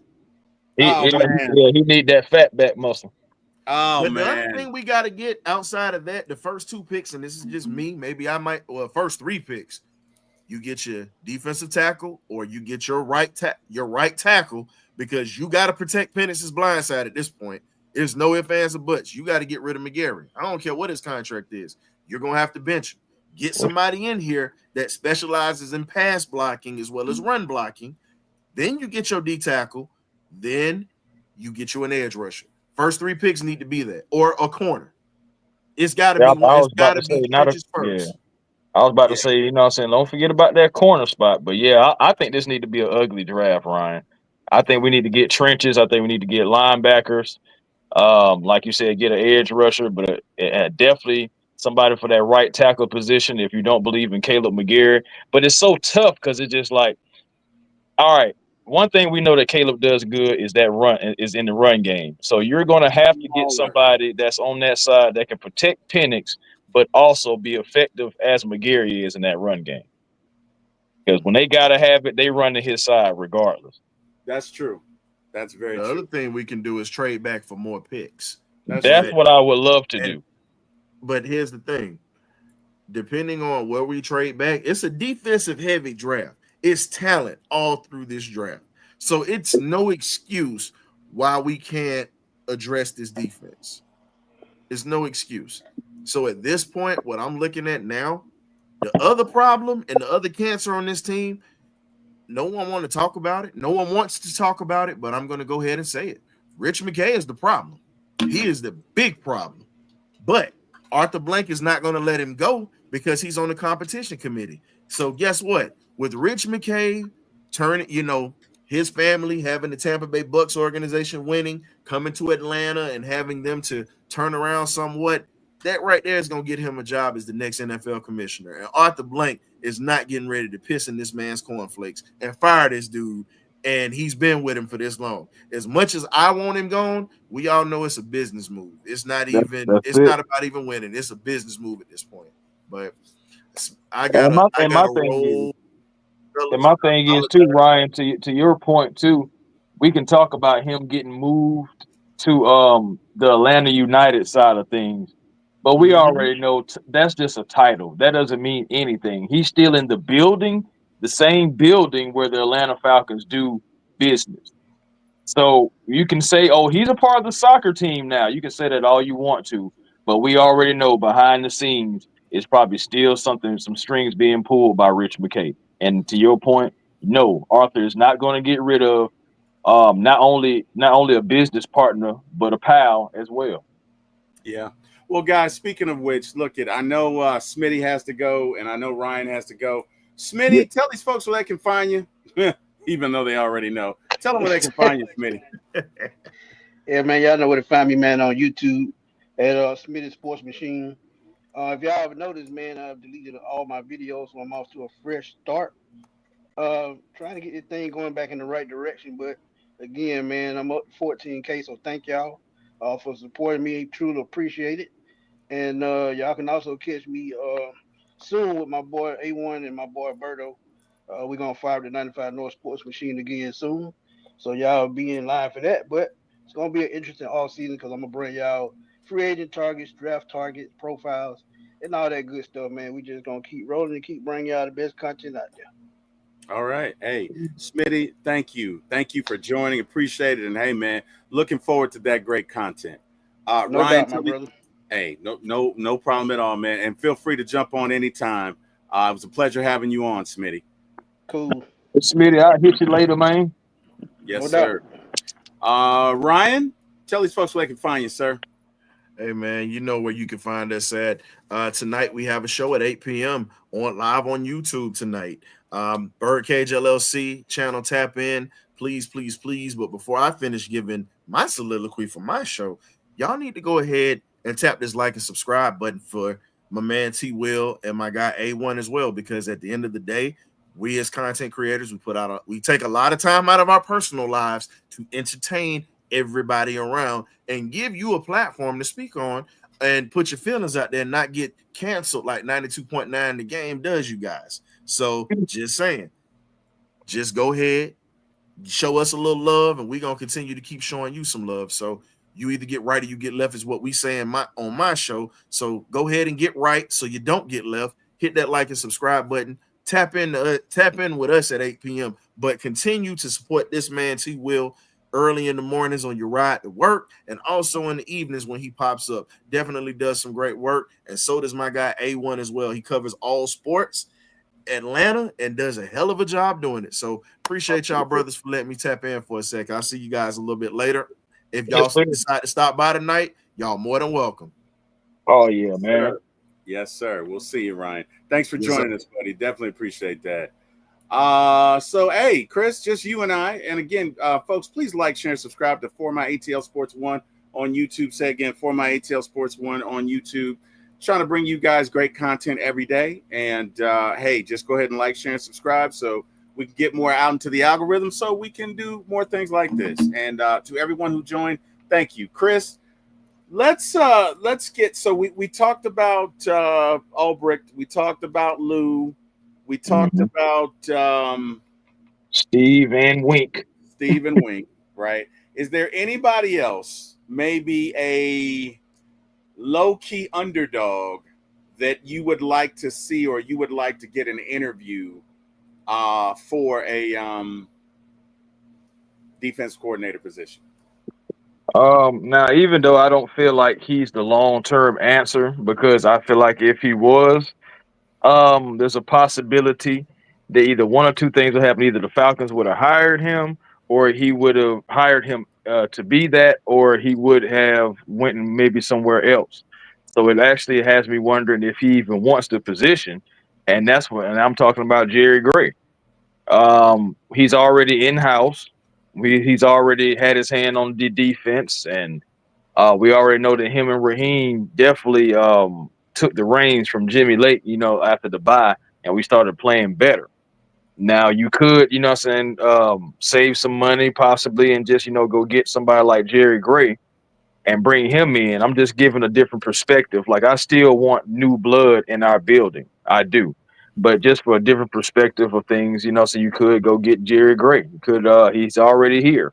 He's already here. You could just promote him and move on, But again, I still want new blood, man. I want one of these new guys that can come in, because it's not a guarantee that Jerry wants the job, or it's not a guarantee that the Falcons feel like in a full season that Jerry can do the job. I mean, I'm not sure, because it's just like he's assistant head coach and all that, but he's not a defensive coordinator. He's just a defensive mind. He's somebody that's, handling the defensive backs.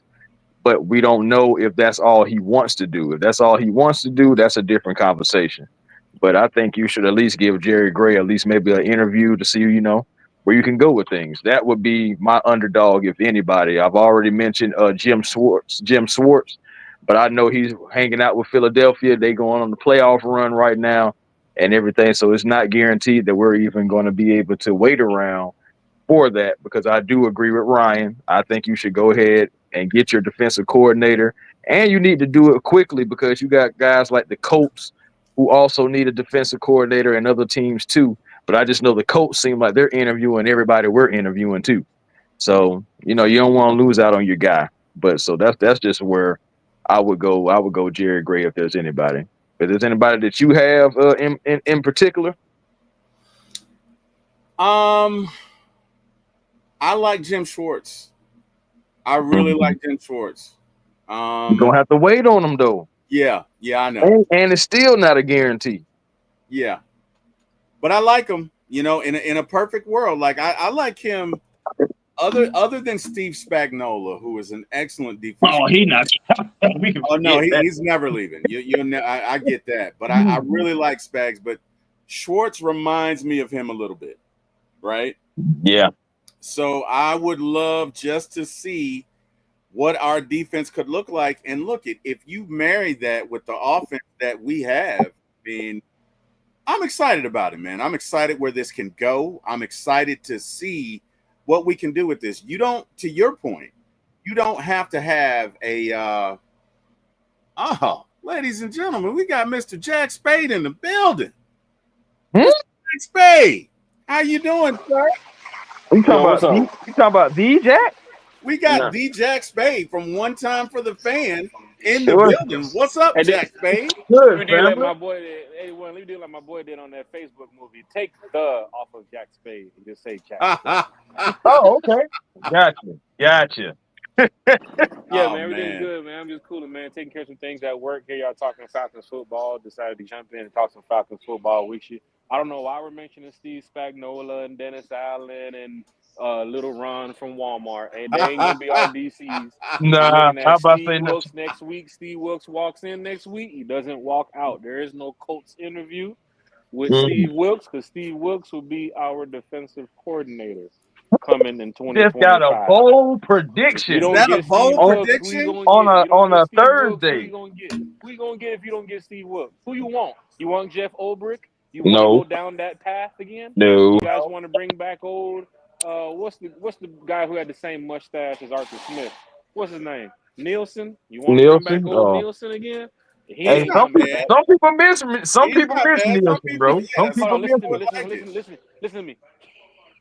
He ain't coming back. So who else Ah, Nah, we got? Who else we he got? I'm with gonna you. I'm put some with you. Falcon fans on display today. I see some of them names that they dropping. Hey man, go get this guy. Go get this guy.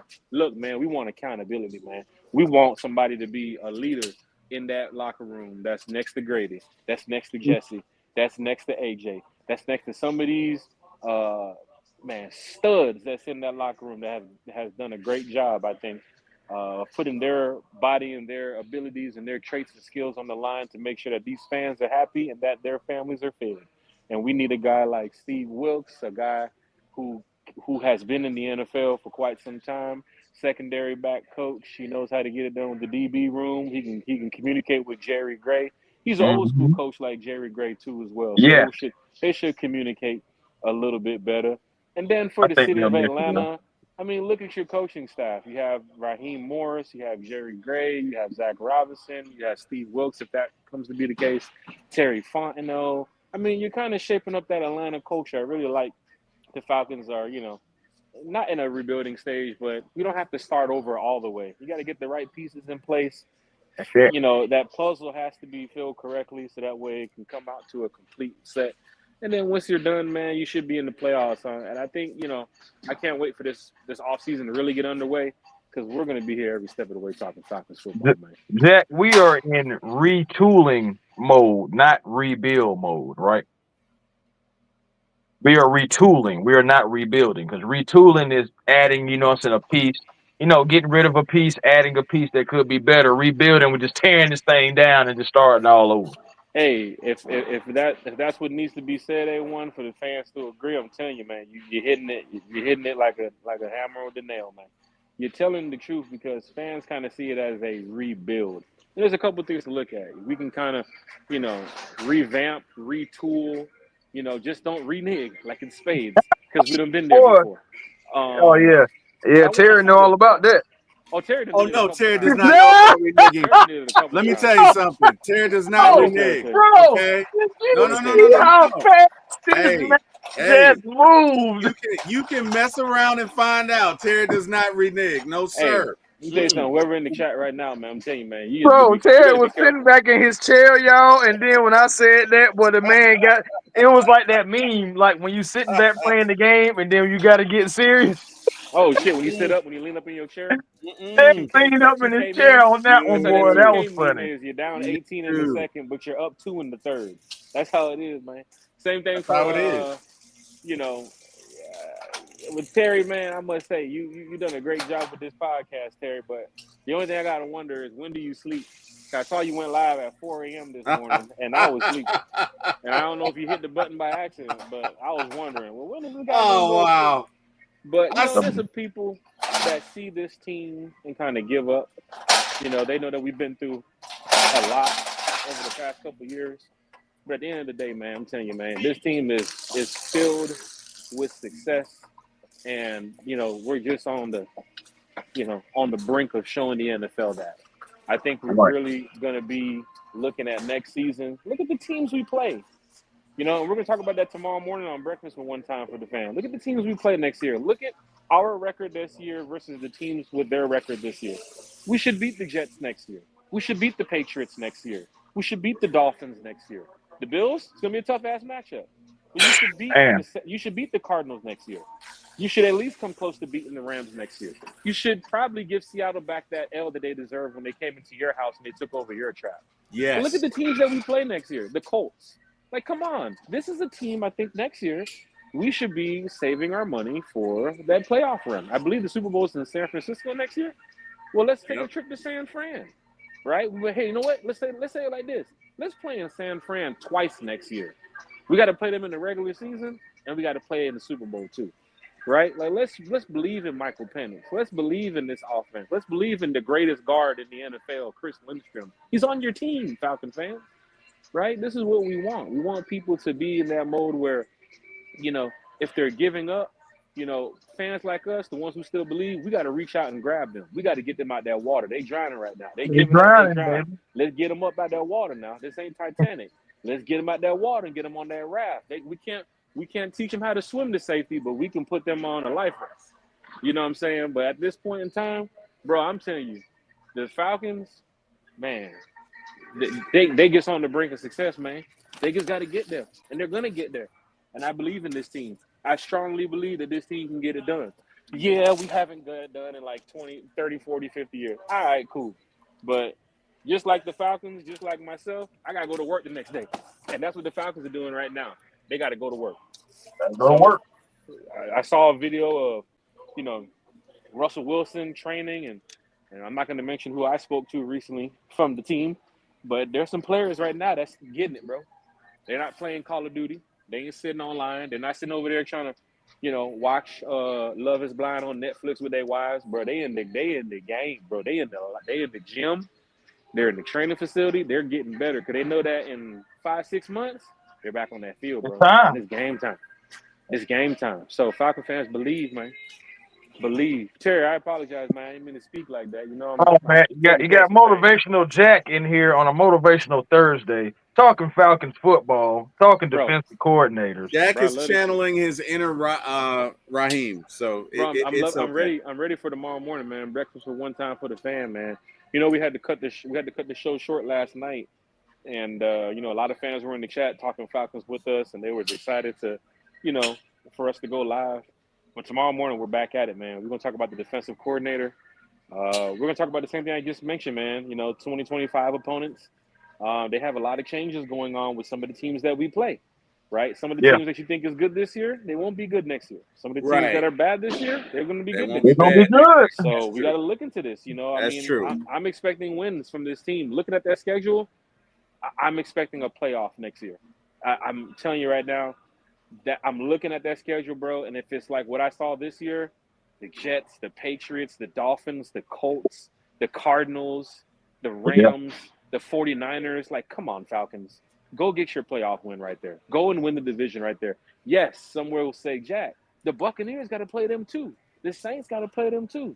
Yeah, but we all hate them. So let's focus on the Falcons, right? Yeah, we hate them though. Don't worry about what they're going to do. Fans are going to say, "Oh, we got the division. That's an easy schedule." Let them think what they want to think. We're going to come out there and play ball, man. Well, Rise hey, up. let's we swept they behind. So regardless of what they like or don't like or what they did, they got to realize they still got swept by the Atlanta Falcons. Yeah, that's how it sounded like when we were playing the Buccaneers. Every time we playing, wow, wow, wow, wow, wow, wow, wow, wow, wow. That's all you just hear in the background. Let's not do what we did last year though. Let's finish it this time. Let's finish. And like you said, Jack, you know, you could look at this schedule and you could be intimidated, but every team that's good this year won't be good next year. Yeah. Well, Terry, you got to remember too, man. As the Atlanta Falcons, as an organization, we're learning how to win again. Yeah. You know, we've been losing for quite some time now. Yeah. And honestly, we're learning how to win again. Yeah.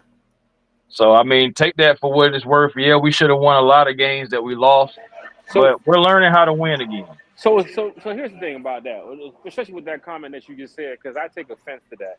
Because Okay. you say the Falcons are learning how to win again. I'm kind of getting upset thinking about it because all they had to do was call me. All they had to do was pick up the phone.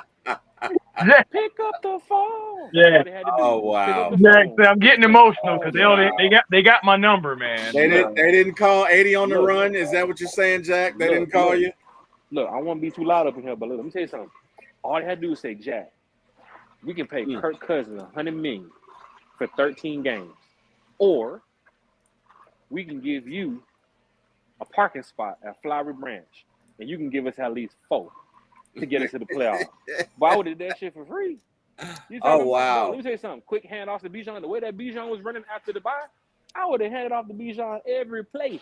It would have been like the Falcons won, and this Jack Smith guy threw the ball one time. He threw the ball to himself. So I'm telling you, like, hey, man, I'm taking offense to that, A1. If they're starting to win again, call your boy. Hey, man, I'm just saying, bro. It's just, again, man, we haven't had a quarterback. We haven't had, you know what I'm saying, competence all around as a team, man. So now we trying to get that back together, man. And you know what I'm saying, we on the way though. We on the way. I really believe that the Falcons are on the way, man. I see what they on though. Because they got Michael Penix, they don't need a quarterback. So I'm changing up the positions this year on one time for the fan. I now play strong safety. I don't think Justin Simmons might be here. So Jesse Bates will need somebody to roam in the backfield with him. That's where I come in. So Raheem, if you're listening, Steve Wilkes, if you're out there, you need a guy to get out there and get after it. You're playing some teams next year, you know, that is looking for that cover 3 look. I can disguise it. My cover 3 look like cover 12. I disguise it real well.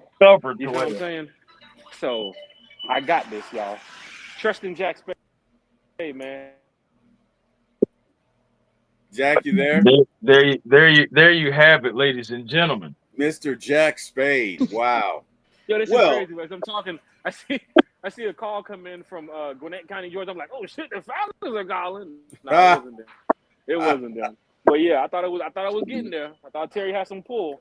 But hey, it's all right. I thought it was gonna be Jimmy Lake. Don't know what he calling you for, but I thought it was gonna be Jimmy. Shit. You want to know about that parking spot? I can see it now. Jack. I can see it now. Yeah, you got what you wanted, didn't you, Jack Spade? You said you wanted us gone. You wanted me gone, right, Jack Spade? He gonna call me and say, hey, what's Carrie's number? I'm like, right. hey, wow. That part. Oh, that part. Wow. Like, Carrie, if you're listening, that was Jack who said that. That was not me, Carrie. You want Carrie number? Carrie's been savage on that Jimmy Lake mission, boy. Oh wow. Nah, man. Hey guys, let's shift gears a little bit. Jack, give me your thoughts on your takeaways from this season from the Falcons. Like your takeaways, start to finish, Alpha to Omega, Genesis to Revelations. What are your takeaways from this season from the Atlanta Falcons? Yeah, sorry about the noise in the background, but it's kind of. I was about to say that. I was about to say, Jack, that was how you felt about this. Shit, yeah. Hitting my head against the wall, right?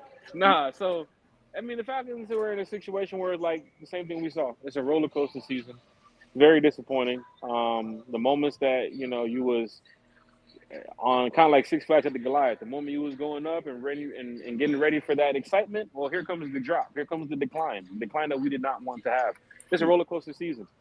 Kirk Cousins, very disappointed to see where he was around week 13, 14 after telling people, oh, yeah, he's leading the league in passing and look at the passer rating and touchdowns and receptions and old school Kirk Cousins. And this is, Kirk Cousins.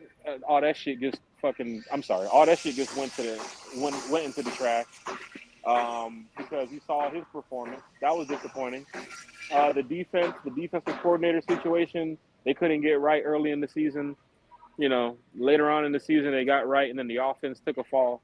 So it's kind of like, well, at one point I wasn't preparing for next season, but as we got closer and closer to this might go down to the final game, and then looking at how bad the Saints was, and then looking at, the Panthers and so forth, I was just sitting there thinking, just get us to this end of the season healthy. Please get us to the end of the season healthy. Like, I don't want guys tearing their ACL and can't play next year. Like, we got to start the year 100%. I want to see these guys make it. I want to see the Falcons win.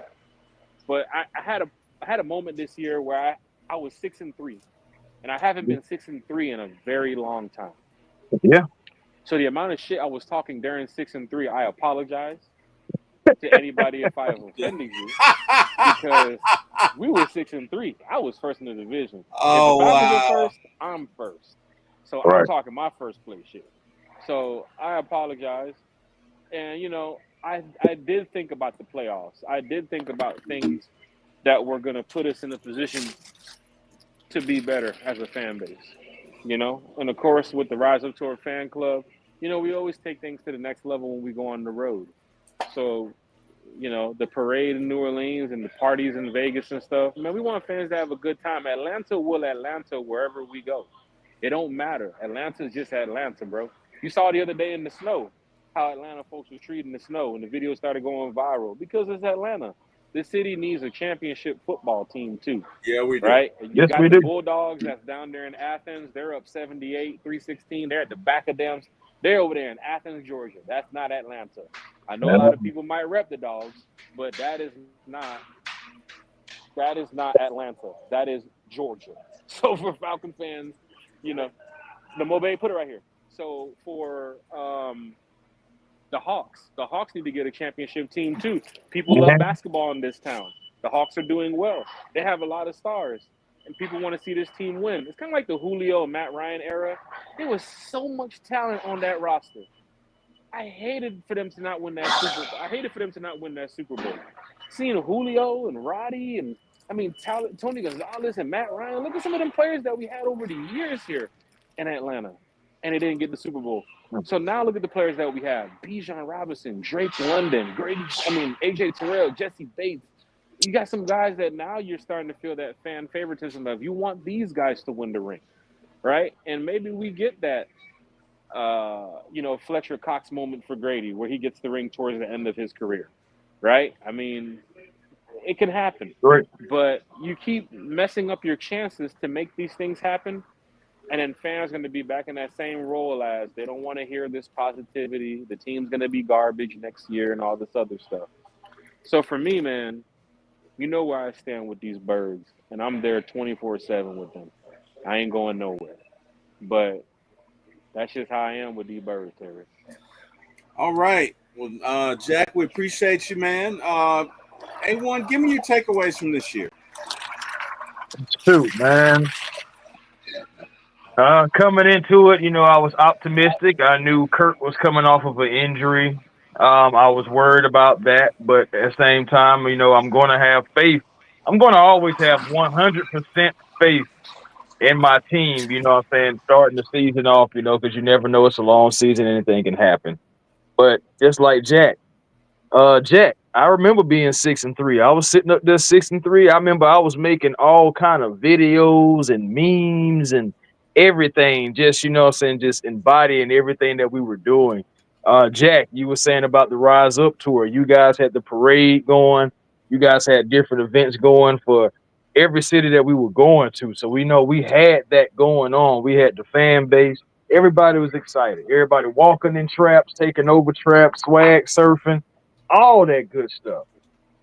And then we build it up, and then what I'm saying, we let it wash away, straight up and down. It lost our grasp. It started at that really it started from the Seahawks game, but it really like trickled over into the Saints game.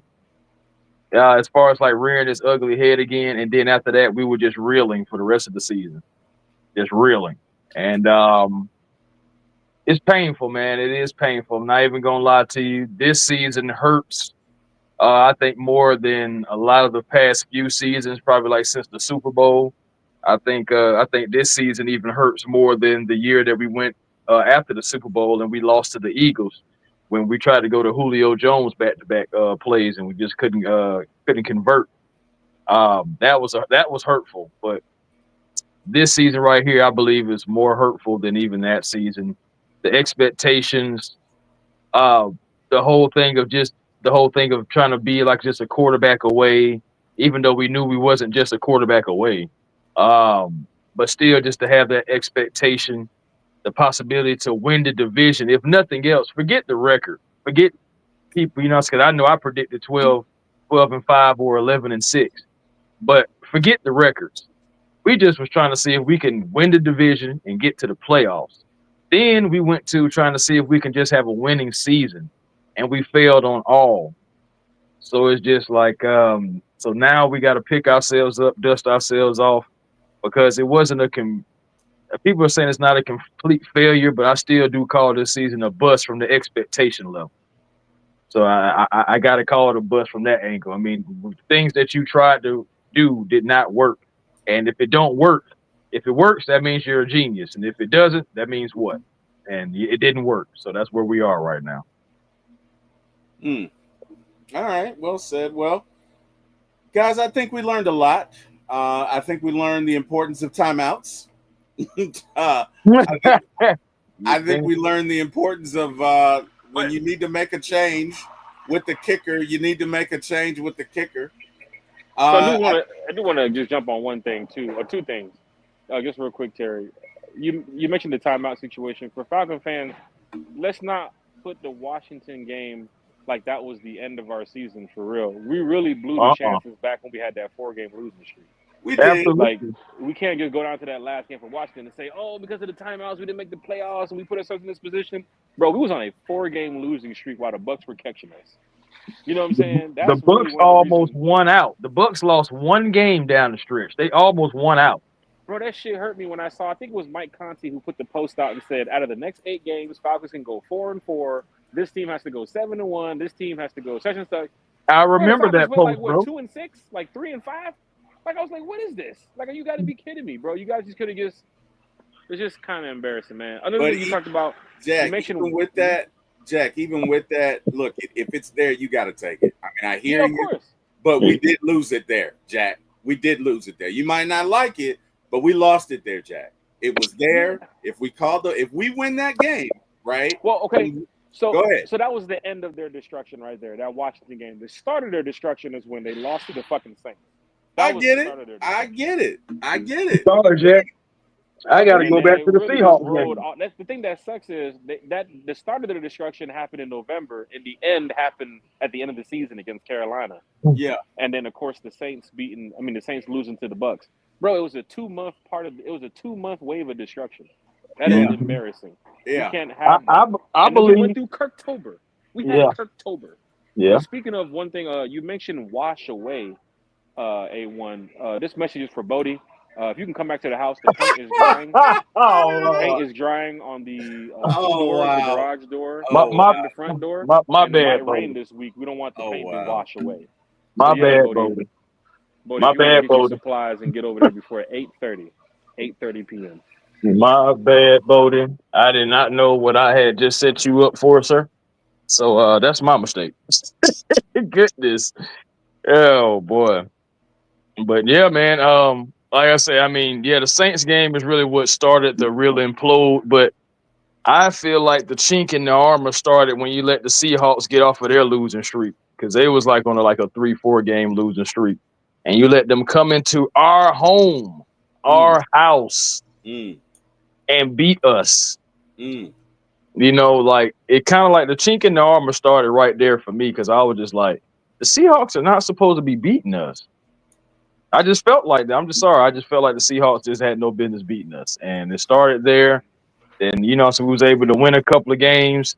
And then that Saints game was like, it just like, you had the cracks in the dam. And then that Saints game just, just blew open the dam. It blew it open. We got 3 teams this year you lost to that was on losing streaks. The Seahawks had 3. The Broncos had 2. And the Saints were on 7. Yeah, right. And then you also had Carolina, who had just lost the week before. Just got the doors blown off of them the week before. We were that get right team, which we didn't want to be. But hey, look, I still say the future's bright. We need to get a D coordinator in here who can again fit scheme to personnel, make the best out of it, and look at with this offense. I still say we are a playoff team next year. And we have the potential to go on a deep run. So it's not like the cupboard is bare. I'm excited about next year. Yeah, this collapse sucked. It did. But I've been a Falcon fan for 48 years, and I trust me when I say I've seen far worse. Okay? I sat through the 70s and the 80s with the Falcons, and they were lean years. We are by far leaps and bounds ahead of this. So this team has a good future. I'm excited, and let's see where it goes, man. I'm looking forward to it. I'm excited about it, and yeah, One thing I they think that's definitely. a. Go ahead, Jack. No, my bad, Terry. One thing they definitely have to stop doing is stop letting teams set records on them. You know Yeah, what I'm saying? Like, it's some random shit where you'll go into that Minnesota game or some career game. Like, you'll go into some random game like the Falcons, Vikings. All right, cool. And they'll be like, Justin Jefferson hasn't caught a touchdown in 21 games. Oh, he just caught 5 today. right. Like, what? How is that possible? I mean, like Right. DeAndre Hopkins when he went to Tennessee a couple years ago. Oh, we're going to beat Tennessee. They got a rookie quarterback. They come into the game. Hopkins torches us with Will Levis. But they got to let, like, certain shit get slapped. Getting to them. That Denver game, even with Denver's record and our record, look at Denver's stats going into that game. Defensively, they had us pretty much beat. But offensively, we was kicking Denver's ass in numbers all over the board.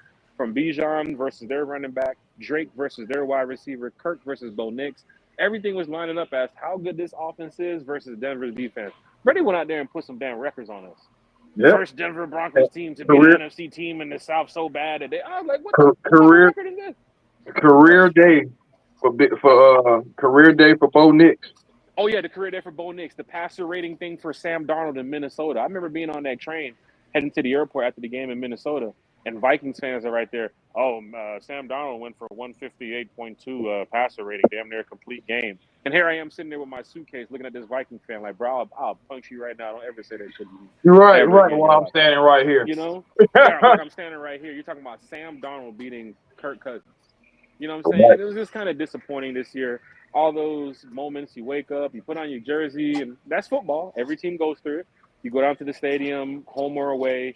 You expect this big win. You spend your money, home or away, and then the team goes out there and lays an egg. I want to see a better Falcons team next year. That's all I want to see. I want to see better teams. I'm passionate about this team. I love this team, but I also understand Stop that it's letting a lot of it. stop letting guys like Josh Dobbs roll out the bed and be able to put up, points against you. Backup quarterbacks like Desmond Ritter, or former quarterbacks like Desmond Ritter giving you a scare at the end of the game. I ain't gonna lie, Jack. I was nervous in Vegas, boy. That last throw went up, boy. Bro, I'm sitting there and big shout out to the Grady family. I'm sitting there right there next to him, bro. And I'm sitting over there like, bro, I know Desmond Ritter ain't finna do this with 2 seconds left to go in the game. And then the first thing you're thinking about is he's doing this shit for pass interference. That's why he's chucking that ball in that end zone. Because if you get pass interference, you're taking that ball half a distance to go. And that's the problem I'm worried about, where it's damn near 19 people at the end in the end zone fighting for that ball. All a referee has to do is just say, I saw something. And then there goes that yellow flag. And then we lose to the Raiders. And that's Ritter's moment right there. And you didn't want that. Oh, my God, you didn't want that. No, because you didn't want that. I tell you right now, this is personally on One Time for the Fan. I didn't want that. So I can tell you right now, I did not want that. But then that again, was going to be a long flight home. That's all I know. But you look at the clock. You look at the clock, and then you look at the score, and it's like, okay, did we win? No, there's 2 seconds left to go on the clock, and they're trying the same play. Where now you're thinking, okay, they didn't call pass interference the first time. Please don't call pass interference again. And sure enough, Jesse Bates was able to get the interception, but all we're waiting for is a flag. Yeah, all we're waiting for is a flag from the referee, and he says pass interference, bro. They would have been like, hold on, we got to stop the game. There's a Falcon fan on the field. I'm taking the ball. I'm getting the hell out of there. The game's not going to be finished. The game's not finished. I'm taking the ball. But that's just how it is, man. When you got these, what my boy Waterboy say, blood pressure birds. And before even Waterboys and them were saying that, there were Falcon fans out there saying, the blood pressure birds. Man, not even against the blood pressure birds, just they're tired of just being in that fourth quarter moment where the game is not over, right? I mean, we had a couple of those wins this year where, we knew the game was kind of going to be it's going to be the wrap, it was going to be the end. And then what happens? The team comes back and fights back to the end. Like, we never really had a big dominating win outside of that Carolina win this year. And Carolina was trash back in week 5. You know what I'm saying? So I expected for us to go in there and mop up Carolina. But remember, it was 20-20 at the half before we came out in the second half and started busting their tail. So I want to see more dominating wins next year. We had the Cowboys beat to a point where the game was over, and the next thing you know, it's like, wait, the Cowboys are back in it? How? And then you look at the Tampa Bay game, not in Tampa Bay. You're whooping them up so bad, and then we fumble. After we fumbled, we missed the kick, we missed the field goal. And you miss the field goal, Baker scores, and they get the ball back, and then they're down there on the 50-yard line with 34 seconds left to go, and they're getting ready to put the damn ball in the score and win the game. I can't have that next year. I want to sit there in New York. We're going to New York next year. I want to sit there in New York. The Jets have been trash for years. Don't have the Jets be good that one game against you next year. They've been trash for years. New England, ever since TB left, has been trash. Don't go to New England next year and, oh my God, the Patriots win 34-10. How? How did they beat us 34-10? It's not, you can't allow those things next year, because fans are going to say we're right back in this position. Do you know why fans believe in the Chiefs? Not saying Falcon fans. You know why fans around the NFL believe in the Chiefs and they believe in the Bills? Look at what they do. The Chiefs are whooping teams to a point where, hey, the game is over in the third quarter. And if it's not over in the third quarter, don't give Pat Mahomes the ball left with 5 minutes left to go, because then the game is really over. Look at the Buffalo Bills. They're going to pound you on defense and offense, and they're going to make sure you know that when you come to Buffalo, it's a tough environment to play. And it's a little bit different here in Atlanta. You know what I'm saying? I just need to see the turnaround from this team. I want teams to fear us. I want teams to look at their schedule. Like how I just did a couple minutes ago. I looked at the schedule and said, bro, we got Buffalo next year. That ain't no easy game. I don't give a damn how you look at it. That ain't no easy game. That team has been coached well. They bring in the right players. They draft well. They bring in the right free agents. They've made the right moves to be back in the AFC divisional playoff game again consecutively, year after year, ever since Josh Allen took over there. Now they're building a stadium for Josh Allen. You know who that sounds like? That sounds like my boy Matt Ryan when they built a stadium damn near for him. It's like you got to look at these times, man. Penix, if you're the guy, go win us a chip, man. Go do it, man. But Kirk Cousins couldn't do it. Matt Ryan couldn't do it. You know, I want to see who the quarterback is to get this job done. But I need to see some more dominating wins from Tell you what, whoever that quarterback is, boy, that finally gets us that Super Bowl ring, I think he's going to end up getting a statue built for him while he's still playing. I would probably, honestly, I would invest into that. I would do something that's probably over the top for the first quarterback to win the Super Bowl. If I was Arthur Blank, you'd have to look at it and say, what can I do to make sure that the Falcon fans always remember this quarterback forever? You know, you need a statue. You got it. A statue is one thing. Just don't build no Dwayne Wade statue. Whoever built the Dwayne Wade statue, don't get them to do that one. Because I ain't gonna lie, that Dwayne Wade statue is getting used everywhere in all the wrong ways. That ain't Dwayne Wade. That's I don't know Tracy who that McGrady. is. I don't know who that is. Tracy McGrady. That's Colombian. That's Colombian Tracy McGrady. AC Law. Oh, who that was? That was an AC Law, more like Stromile Swift. Yeah, I'm talking. All them folks. Theo Ratliff. That's what he looked like. Theo Ratliff. Yeah, that boy said Theo Ratliff. I'm like, that ain't D Wade, bro. That ain't D Wade. Well, all right, guys. Unfortunately, I've got to head out. So I thank everyone for coming. Jack, thank you for appearing on the show. Please let these folks know where they can find you. Hey, man, you can find me at work getting money. That's what we doing. Nah, man, one time for the fan, man. Every Sunday, Wednesday at 8. Friday mornings, breakfast with One Time for the Fan. Tomorrow morning, 9 a.m., we are back talking Falcons football. One Time for the Fan on YouTube, Apple Podcasts, Spotify Podcasts, Amazon Podcasts. Man, we everywhere, man. We want Falcon fans to just enjoy these times that we have. Spend time with your friends, spend time with your family, man. Take care of the people around you, man. And just love life, man. Falcons will do their thing, and, you know, on our end, we need to do our own thing. So don't sit here and dwell over these birds, man. They'll get their stuff together. But for me, I got to work the next day. So rise up, y'all. Rise up. Jack Spade, we appreciate you, man. We really do. Thank you. Chris A1, tell these folks where they can find you, man. Hey man, A1 Forever Sports, that is the platform on YouTube. Please, by all means, come over, like, comment, and subscribe. Help me get out there in the YouTube algorithm. Hit that like for everybody, man. So you had Miss Carrie on today. We had Smitty in here. Make sure you go show him some love. Make sure you show T Will some love as he's growing. I'm growing as well. Man, let's just keep on growing as a Falcon community, as individuals, collectively, all that good stuff, man. Twitter and Instagram. You also can find me at A1 Forever, and also the real A1 Forever on TikTok. I know it's about to get ready to get banned, but I just still gotta mention it. Man, appreciate you for having me on here, man. God is good; He can do all things. Amen, brother. Amen. Amen. Amen. And J Dot, I'm about to drop the link in there right now. Thank you for that, J Dot. I appreciate that. And anyone else who wants to like, share, and subscribe, please do so. I'm trying to get this channel up and off the ground and bring great content to you just about every day. We talk Falcons, we talk Hawks, we talk Braves, we talk Dogs, we talk just about anything you want to talk with Atlanta Falcons sport or Atlanta sports in general. So to everyone who did join in the chat, thank you. You could have been anywhere in the world. You chose to spend these precious moments with us, and it does not go by lightly. We appreciate you. We thank you and look forward to seeing you again. I do want to mention the job that Bodie did on the truck when he was washing. Oh my God! Stop it! Leave Bodie alone. Here we go again. Leave Bodie alone. Stop it. He can't use the turtle wax on the bins, bro. Let you tell it.